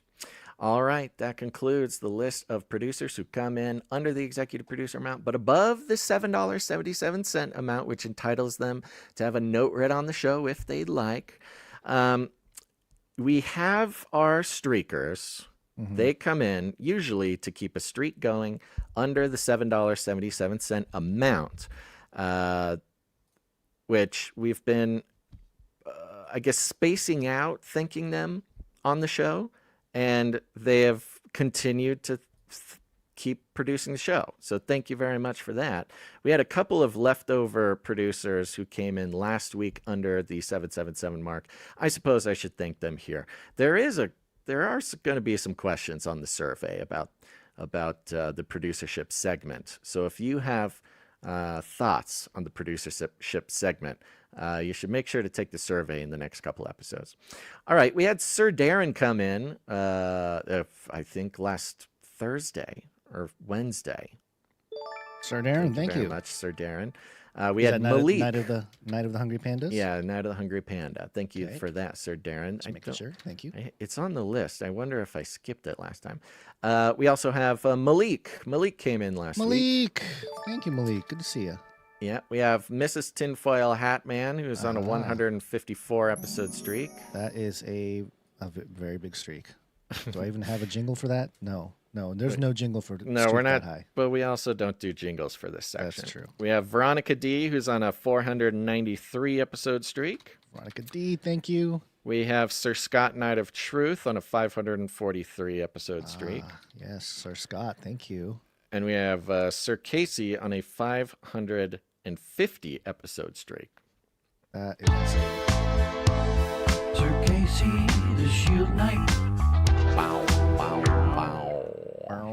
Thank you very much. All right, folks, these are the people keeping the show alive, so make sure to thank them. Thank the Lord for them, because there would be no CCNT without them. Appreciate it. Of course, I want to give a shout out to everybody who joined the Canary Cry text message alert system. Go do it. Ticka. Text the word Canary to 877-740-3226. Again, that's Canary to 877-740-3226. And get on the list. Here's the thing. We will disappear. We will disappear from platforms. It's happened. There's hundreds of thousands of people who no longer watch the show because we disappeared and they never came looking for us and they didn't even notice. They're so locked into their timelines that if the algos don't show us to them, then we don't exist. Thus is consensus reality building. But if you want to stay connected, if you want to get a text before every show, just to remind you that we're going live, you text the word Canary to 877-740-3226, and you can text us back at that number. You can send us your thoughts, send us stories, send us whatever you want, prayer requests. And I read all of them. I enjoy all of them. I cannot respond to you via text because it's very expensive for us. But keep an ear out because you're probably going to hear somebody in your area code. And then you'll go like, wow, there's another Canarian in my area code. Canaria code. There's something. You gotta remember the Canaria code. 269 texts and says, hey, Basil and Gons. Thanks for giving Smiley and the community a shout out. Hope the live show goes swimmingly. Oh yeah, big shout out to canarycry.community. If you're starting to realize that social media is not a good place to be, maybe it's too fast paced, maybe the bots are getting to you, maybe the propaganda is just too strong, we have several places that you can go hang out with other Canarians.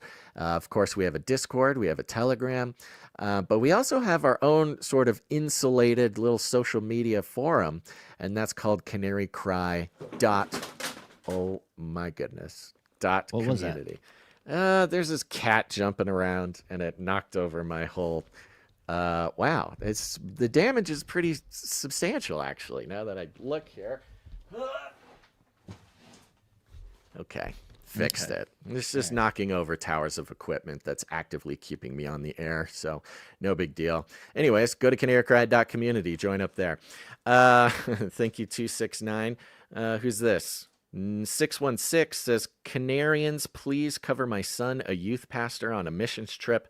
His group is facing spiritual warfare and he is wary. Please join me in asking God to do a mighty work in their weakness. Let's hit the producers. Producers, assemble!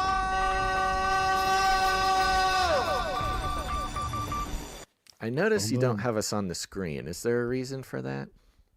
I'm just showing the text message number nice and clean. Yeah, that's good. That's good. Yeah. Like that. It's nice and big. You know, When you first introduce it, it's just video people. You know, this if there's no face Sure. for them to look at, they tune out. Okay, so thank you, 616. Yes, producers around the world. That's you. If you're hearing this producer call out, you can produce the show by spiritually producing, by praying for the show, praying for us, praying for the producers. And in this case, we're praying for 616's son, who's a youth pastor having a hard time on a mission trip, some spiritual warfare going on there. Serious business. Yeah. God bless. Before you go on to your next text there, I think there was a prayer request that I had. I believe his name was Joe. Let me just double check. I think Joe was asking for some prayers. So I don't think there's anything specific, but they were simply asking for some prayer this morning. So Okay. Prayers for Joe. Prayers for Joe. There you go, Joe. Yep. 330, just one or two more here. 330 just texted and says, I get mini triggered every time you say get on the list. In my head, it has a completely different meaning. When do I say get on the list? In the text message thing? Yeah, I think, yeah. Do I get on the list? Okay. Yeah. I can try to think of a different way to say that. What is the different meaning? Just like a list. I think people are, like you get on a list, you're getting list. Tracked. The technocrats are tracking you. Checking it twice. So maybe I don't know. You get on the good kids list, like Santa. Get on the nice list. The nice list. Jump in the cool line. Kids list. Yeah. Jump in the line. I like that. Okay. 406 says simply the best news analysis on the internet. So great. Thank you for your attention to this matter. Thank you for your attention to this matter. Thank you very much. So there you go, folks. Text the word Canary to 877-740-3226 and jump in the line. Of course, we have meetups. I don't want to make a big deal about it, but we do have meetups. We got a meetup. Go to canarycrimemeetups.com. There is the Dallas, Texas meetup coming up in August. If you're in the Dallas, Texas area or can be, it's specifically going to be in Garland, Texas, and it's going to be dope, as the kids say, as the kids in 2002 would say. Conspiracy-themed party. It's going to be games, activities, discussions. Ideas are welcome. Saturday, August 30th. It's Labor Day weekend from 2 p.m. to 6 p.m. in Garland, Texas. Contact Rob. The contact information is there on the website, but you can also email truthtransistorradio@gmail.com. If you have any questions, comments, or want to RSVP, you should do that. Garland, Texas, baby. They had some great meetups in the past, so I think this one's going to be good too. Is this going to be, I don't know if I'm using this properly. Is it going to be Riz? No, you're not using that properly, and I don't think it will be Riz. Hopefully, is Rob Riz? Rob, who's organizing this, is he Riz? Dude, you're not even like that much older than me, and it activates like a real physical reaction to hear you use that word.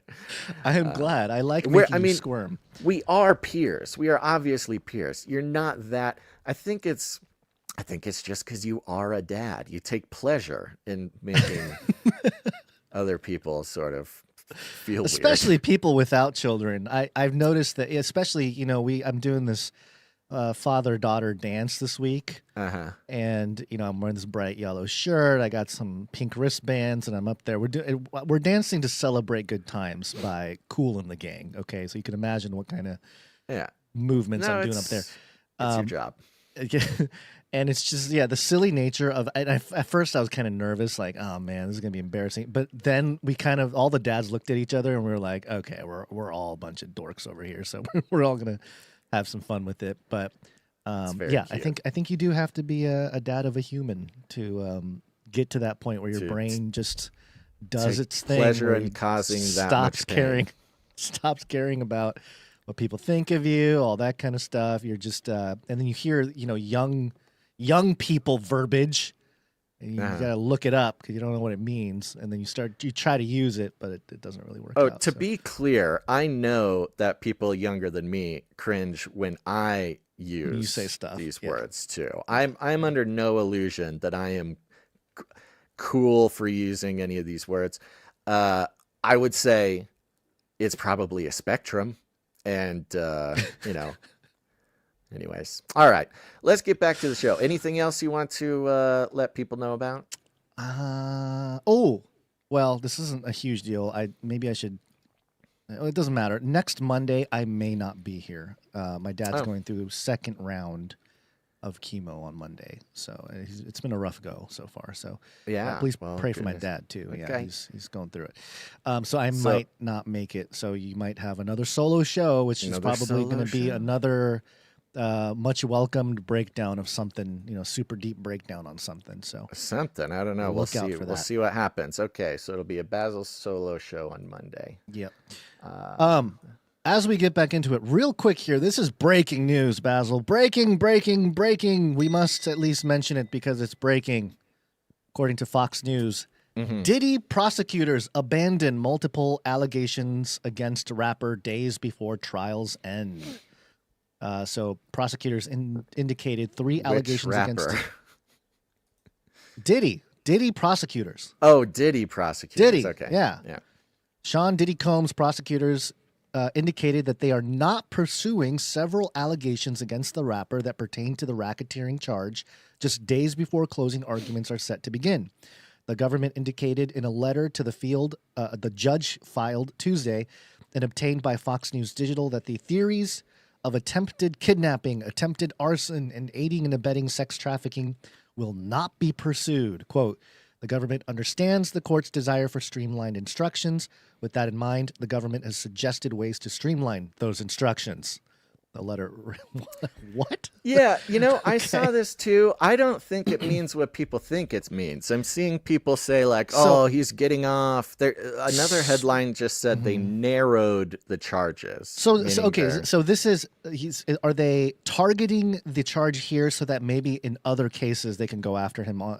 Basically, they're saying file other lawsuits for these different things. Is that what's going on? Yeah, they're just trying. I mean, there's charges that are so it's just going to take for if you think about the logistics of a court case, you got to make your way through every charge. And with the amount of charges and with the breadth of charges, the court case is going to go for years, which it probably already is. The Fox News image that they have here, is this a sketch? No, it's a courtroom drawing, like you do all courtroom drawings. And the courtroom drawing has Diddy in the courthouse, and there's a computer monitor in front of him, and the computer monitor has a message. It says, "Hey, KK, I need more baby oil." Is this an official courtroom sketch? I doubt that it is. I doubt it says this a is sketch official. shows Sean Combs in court on June 23rd, 2025. Yeah. I don't know. It's I mean, maybe that was the evidence that was up there when he started sketching. Maybe, yeah, maybe that was some evidence being presented. Or anyway, something. I just thought it was weird. But you're right. That's what I thought too. That it was a little bit more nuanced than what people are saying. That he's getting off the hook. Yeah. So it might actually be better that they're narrowing these charges, because if you have to go through and prove a point on 10 totally different charges, a jury can get kind of mixed up. A jury can kind of get overwhelmed. They might, I don't know. Well, plus if they can get the main thing, and he gets charged, then all those other charges will be much easier on its own, on its own lawsuit probably. Yeah. And even if they don't get, adjudicated, he could be in jail for the rest of his life anyways, and charging other stuff won't really matter. But do they actually say what charges they're sticking with? Let's see. Let me just make sure. Let me get back to the article. Specifically, going to remove charges for attempted kidnapping in California and New York, attempted arson, aiding and abetting, no longer planned. There are no charges being dropped, the West Coast trial lawyer co-founder said. The prosecution's legal theories are essentially the same. The government is no longer... The government is arguing that Combs sex trafficked the victims, not that he aided and abetted others to do so. Yeah, Okay, so it sounds there you like go. the So biggest charges are right, sticking. The main Yeah. thing is the main thing still, and the other stuff was probably good to get it in. Maybe that was the tactic too by the prosecutors. It's like, okay, we may not follow through with him, but let's throw it in there now so people can see sort of the size of the issue here, or like, you know, the bigger issue at hand, and then, you know, if people want to sue them specifically, they can. Okay, so in light of all this, let's talk some witchcraft. This girl must be practicing witchcraft. Witchcraft. This is coming from IOL.co.za, and the headline: I hired a witch on Etsy to fix my life. And this was published on Washington Post, by the way, Basil. This is mirrored off Washington Post. And here's what it says. On Etsy, magic is big business. That's what we're doing wrong, Basil. We're not selling enough magic on Etsy. That could really change our game. And it's possible to pay a witch to cast a spell for just about anything on just about anyone. The online marketplace where people can buy and sell unique handmade or vintage goods banned, quote, metaphysical services in 2015, but there are thousands of spells for sale, most tagged as entertainment. I like how they banned metaphysical services, but everyone's just using a loophole and calling it entertainment. Yeah. For $17, you can place an order for good luck. Repairing a relationship costs $5. To make someone feel guilty, you'll need $9.99. And curses tend to start around $15. Recently, I've been feeling like there's something in my way. Maybe it's a symptom of trying to, quote, have it all. So I paid a witch on Etsy to fix it with a spell, obviously. My spell was performed by Avatara of the Etsy shop Nova Luna Tarot using the platform's messaging function. The direct messages? Using the platform's messaging function, I provided my name and birthday, and I told her a bit about how I've been feeling. She sent me photos of an altar adorned with stones and tarot cards where 3 candles burned. It cost $15.99. Avatara joined Etsy in 2022 and has made close to 11,000 sales. It's the only platform where she sells spells, and it's her primary source of income. What is that? Wow. Let me just do. Yeah, I was going to 11,000. Let's say It's not even a $16. side hustle. It's $176,000 since 2022. I mean, it's not. You can't. Depending on what else is going on, it's tough to live off of. I mean, that's quite a bit for taking a photo of some tarot cards and an altar for $15. And she's not the only one doing this, too. I mean, no, this is just one of many. Industry. Yeah. Business is up, she says, as interest in witchcraft grows. And witchcraft is certainly having a moment. Videos on Witch Talk, a corner of the social media platform TikTok, have been viewed more than 30 billion times. Some 30 million posts on Instagram are tagged with witch or witchcraft. Chris Miller, a postdoctoral fellow at the University of Toronto, researches contemporary paganism, an umbrella term for spiritual practices in religions such as Wicca, Druidry, and others that revere nature.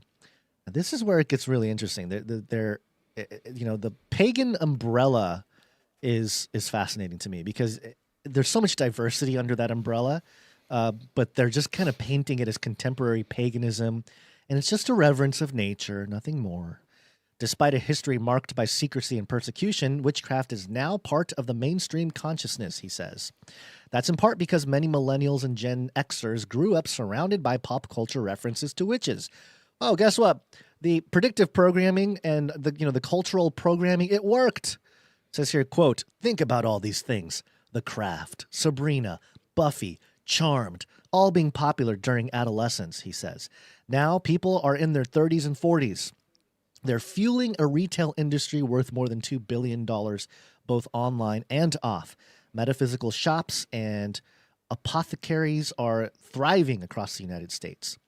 Daisy de Dios, 41 years old, remembers being captivated by the witch-rich pop culture of the 1990s. More than a decade ago, the first-generation Mexican-American began learning about the healing folk magic practice curanderismo. Curanderismo.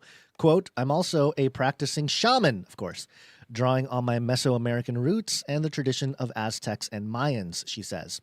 De Dios opened an online shop in 2017, then, in 2020, a brick-and-mortar in Montclair, New Jersey, called House Freya, after the Norse goddess of love and war.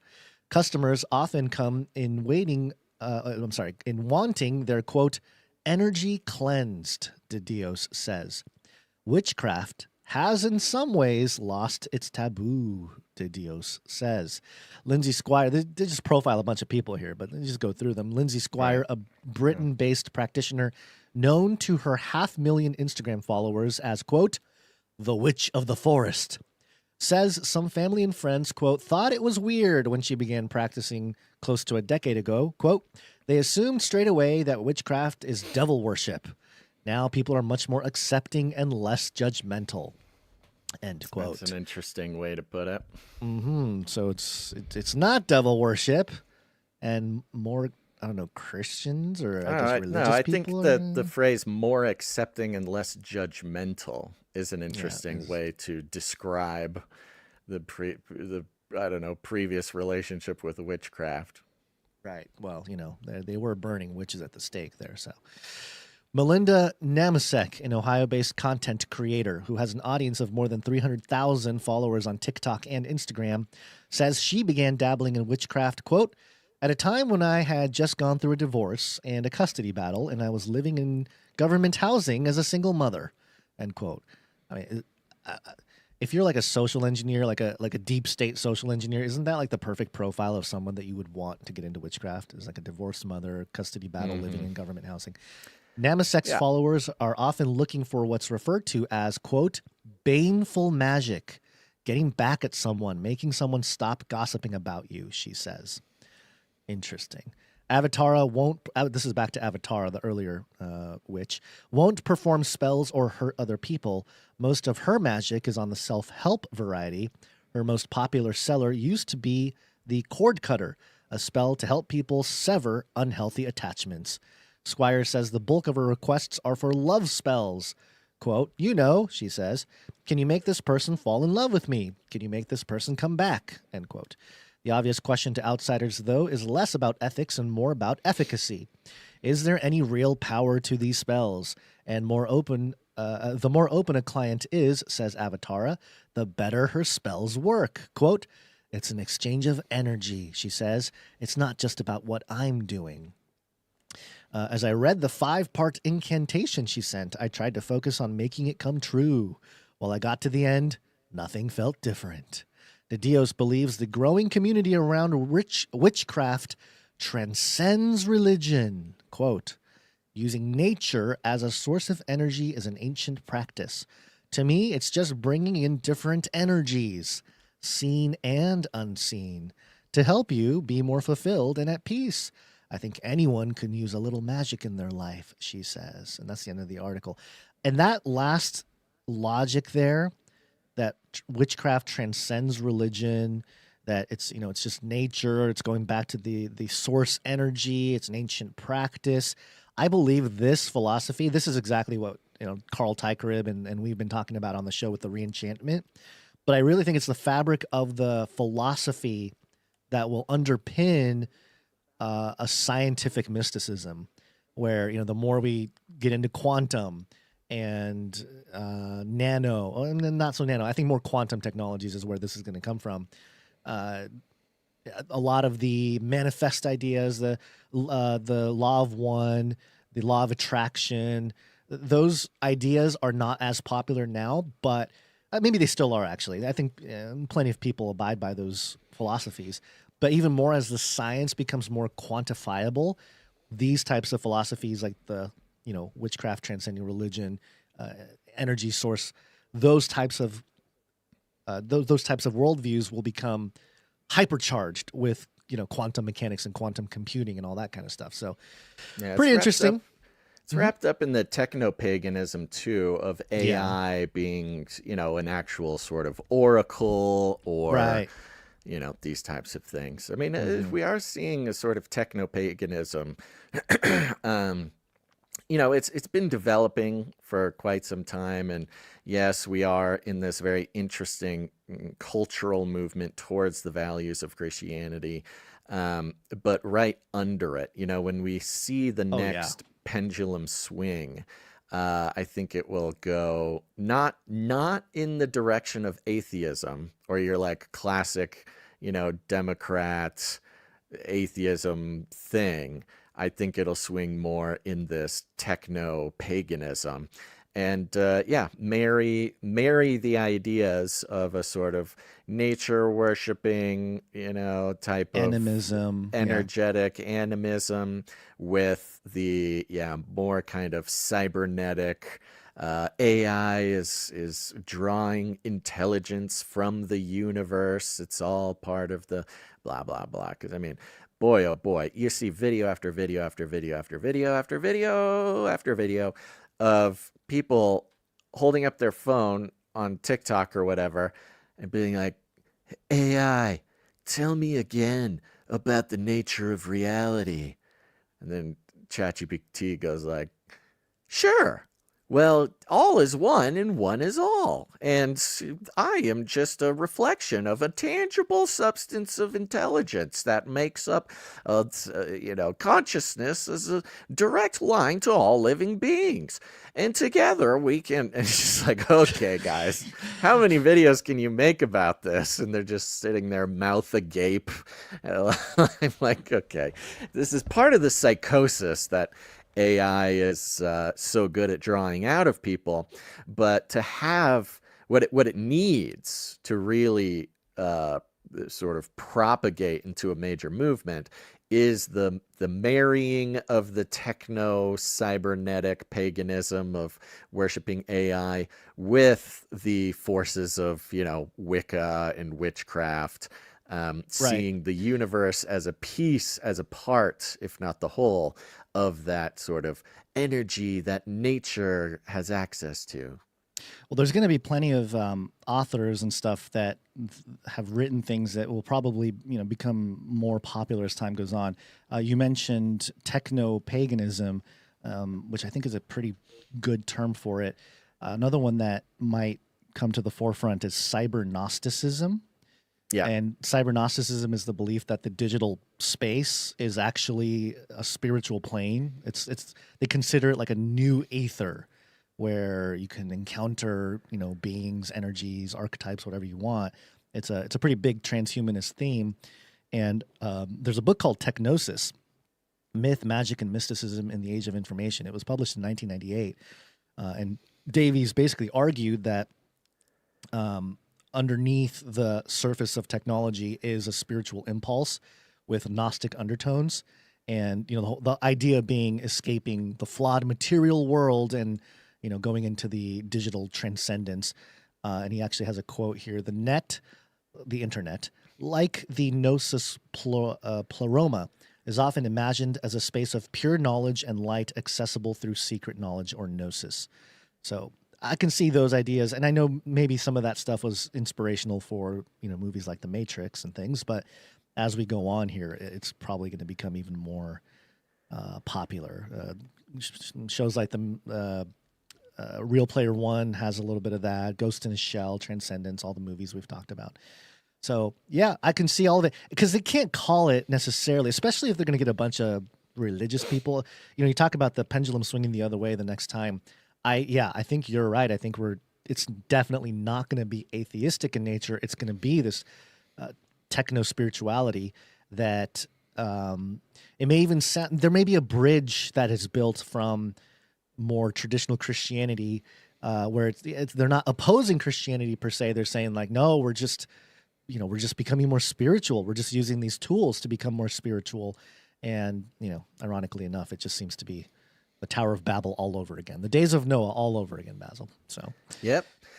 So it is written, so it shall be, folks, and we're keeping our eyes wide open for it, and I know you are too, and goodness gracious, thank God we have such a great group of people that we can make it through the fourth turning together here, and it's, I'll say this, everything's going to be fine, folks.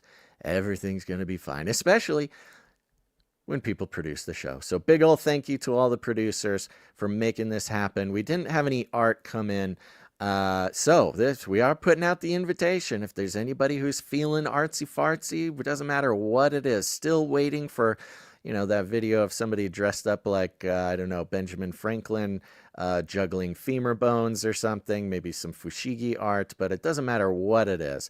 If you're a graphic artist, a kid with some crayons, a musician, a jingle maker, whatever it is, go to canarycry.art and you can upload it there, and we'd love to feature it on the show and show it to the world. And of course, a big old thank you to all of our financial producers, and a big old thank you to the person who has volunteered to do the TikTok producership. We will see if we can figure that out. But remember, if there's anything, if you have any instinct to get involved with the show, you let us know, because sometimes we don't even know what the next step is until someone comes in and says, actually, you know what? I'm a very good juggler. And suddenly Canary Cry juggling content sweeps the nation and wakes up a bunch of people. And wouldn't that be very special? Mm-hmm. But of course, we have people who help us out with their time. And those folks are the folks who take 30 seconds to take the survey right now. Don't forget, don't stop. The link is in the description of this video, of this podcast. Do it now. Click, click, click. Let's do a timer. Here's the timer. Okay, 5 seconds. I bet you can do it. Here we go. 1, 2, 3, 4, go. I don't know. That didn't make any sense, but you get the point. See, dozens of people are already done taking the survey, making their insights our insights. Isn't that interesting? We have a strange relationship, you and I, listener, where you tune in to hear my insights, and now I want to hear your insights. It's equally as important, perhaps even more important. So go take that survey, tiny.cc/cc853. Hey, Basil. What? As we wrap up here, and people are doing the survey right now, I have a minute clip here of somebody, a Gen Z social media manager wrote the script for this boomer advertisement for a train museum. Would you like to see it? I'm aware of this type of content. This was a genius piece of content type that Gen Z brought to the world. It is painful, but to humor you, I'm happy to play it on the show. Let's just give a little time for the people to do the survey. So do the survey. Okay. You'll be done with the survey before this video is over. Good point. So here we go. Hey, besties, stop doom scrolling with all that brain rot. We're in our train museum era. Who is this diva? Not gonna lie, she's given main character energy. This is Alexander Kassav. He's really rizzed, no cap. This museum is giving life. See this car? See how it sits? Very demure, very mindful. It's giving ick. This train gets 5 big booms. Boom, boom, boom, boom. Just put the fries in the bag, bro. Chill, broski. Boom. Skibbity toilet. Going anywhere else is going to get you 1,000 negative aura points. You want us to say that? I'm not going to say that. It's really dumb. Would you please just say this? 8 and left, no crumbs. Well, duh. There you go. Okay, there you go. Thank you, everybody who took the time to take the survey. While that video played, you are our heroes. But of course, we have some producers who help us out with the timestamps. Gons, you and I need to figure out exactly who is doing these putting these timestamps on the YouTube. Okay, we got to make it one of each other's jobs because we keep doing it late. So, anywho, if you're on the YouTube watching this video after the live, you'll notice there's timestamps down in the description, and that's because of the wonderful work of our timestampers, Gons. Let's go. Timestamp, it's hard work. Timestamp. Jade Bouncerson did the timestamps for episode 852. Thank you, Jade Bouncerson. Thank you very much, Jade. Appreciate that. You are a treasure among other treasures, I think that's what I'm trying to say. Of course, remember, folks, we got our Discord channel. We got the Telegram channel. We have our own private social media forum, canarycry.community. You can find links to all those things at canarycry.party. Thank you to Joe for your feedback. Thank you to Clank for clanking. I think that there's other people that we need to add into the thank yous. So we're going to try to do that. People do all sorts of stuff, and not everybody gets thanked. But thank you to everybody who makes the show happen. It would not happen without your time, your talent, or your treasure. And go ahead, fine. I'm breaking down. Go share the show. Share the show with whoever you... No, not whoever you want. We can't take any more people, you know. They have to be highest grade thinkers, leaders, craftsmen, welders, linemen, let's see, some top shelf, top shelf knitters. These are the skills that we need, because as we move closer and closer to the events foretold in Scripture, we're going to need some real crafts people. So if you know any crafts people in your life, if you got people who make things with their hands, I'm not talking about witchcraft Etsy entertainment people. We don't need any more of that. What we need is real down home people who know how to make things happen. They're allowed to listen to the show, so share it with your favorite crafts person. But other than that, we do call it rattling cages. All you got to do is walk right up to them, grab by the cage, and then you shake it. The end of the world occurred pretty much as we had predicted. I want to shake things up, stir up some controversy, rattle a few cages. Hey, stop that! You'll never silence me. I'm the last angry man, a crusader for the little guy. Leave the bird alone. Never. Rattle a few cages.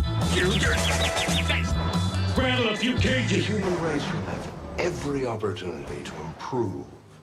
And if they don't? Ask Noah. That's right. Just ask Noah. Go on now. Go ahead. Gons, you got any last words? Congratulations to the War Advertising Council, which was, well, I guess it was renamed the War Advertising Council in 1943 today. Yes.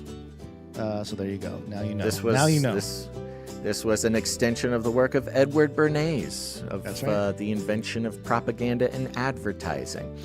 So there you go, folks. It all comes full circle. Well, remember the meetup. We got meetups coming up. I always feel like I'm forgetting something, but that's okay. It's okay. Well, y'all get it next time.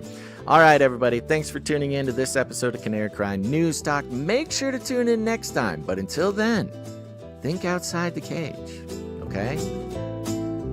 Do it!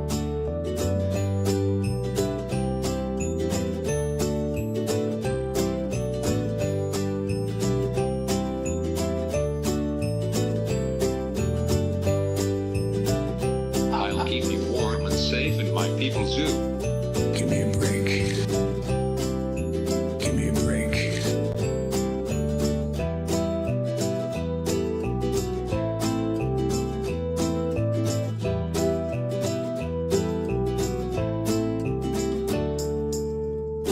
Remember, reality is an illusion. The universe is a hologram. Buy gold. Buy!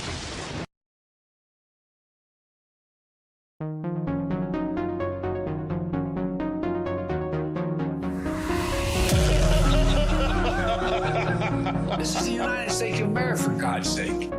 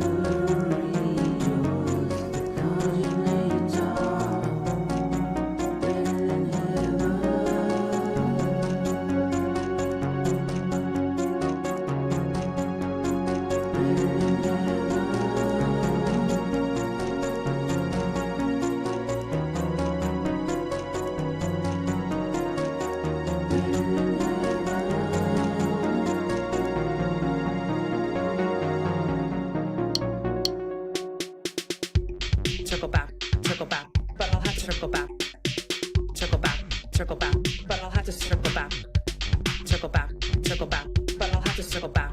I'm happy to circle back. I'll have to just circle back with you. We can circle back on that one. Circle back with you. It's an interesting question, but we'll circle back.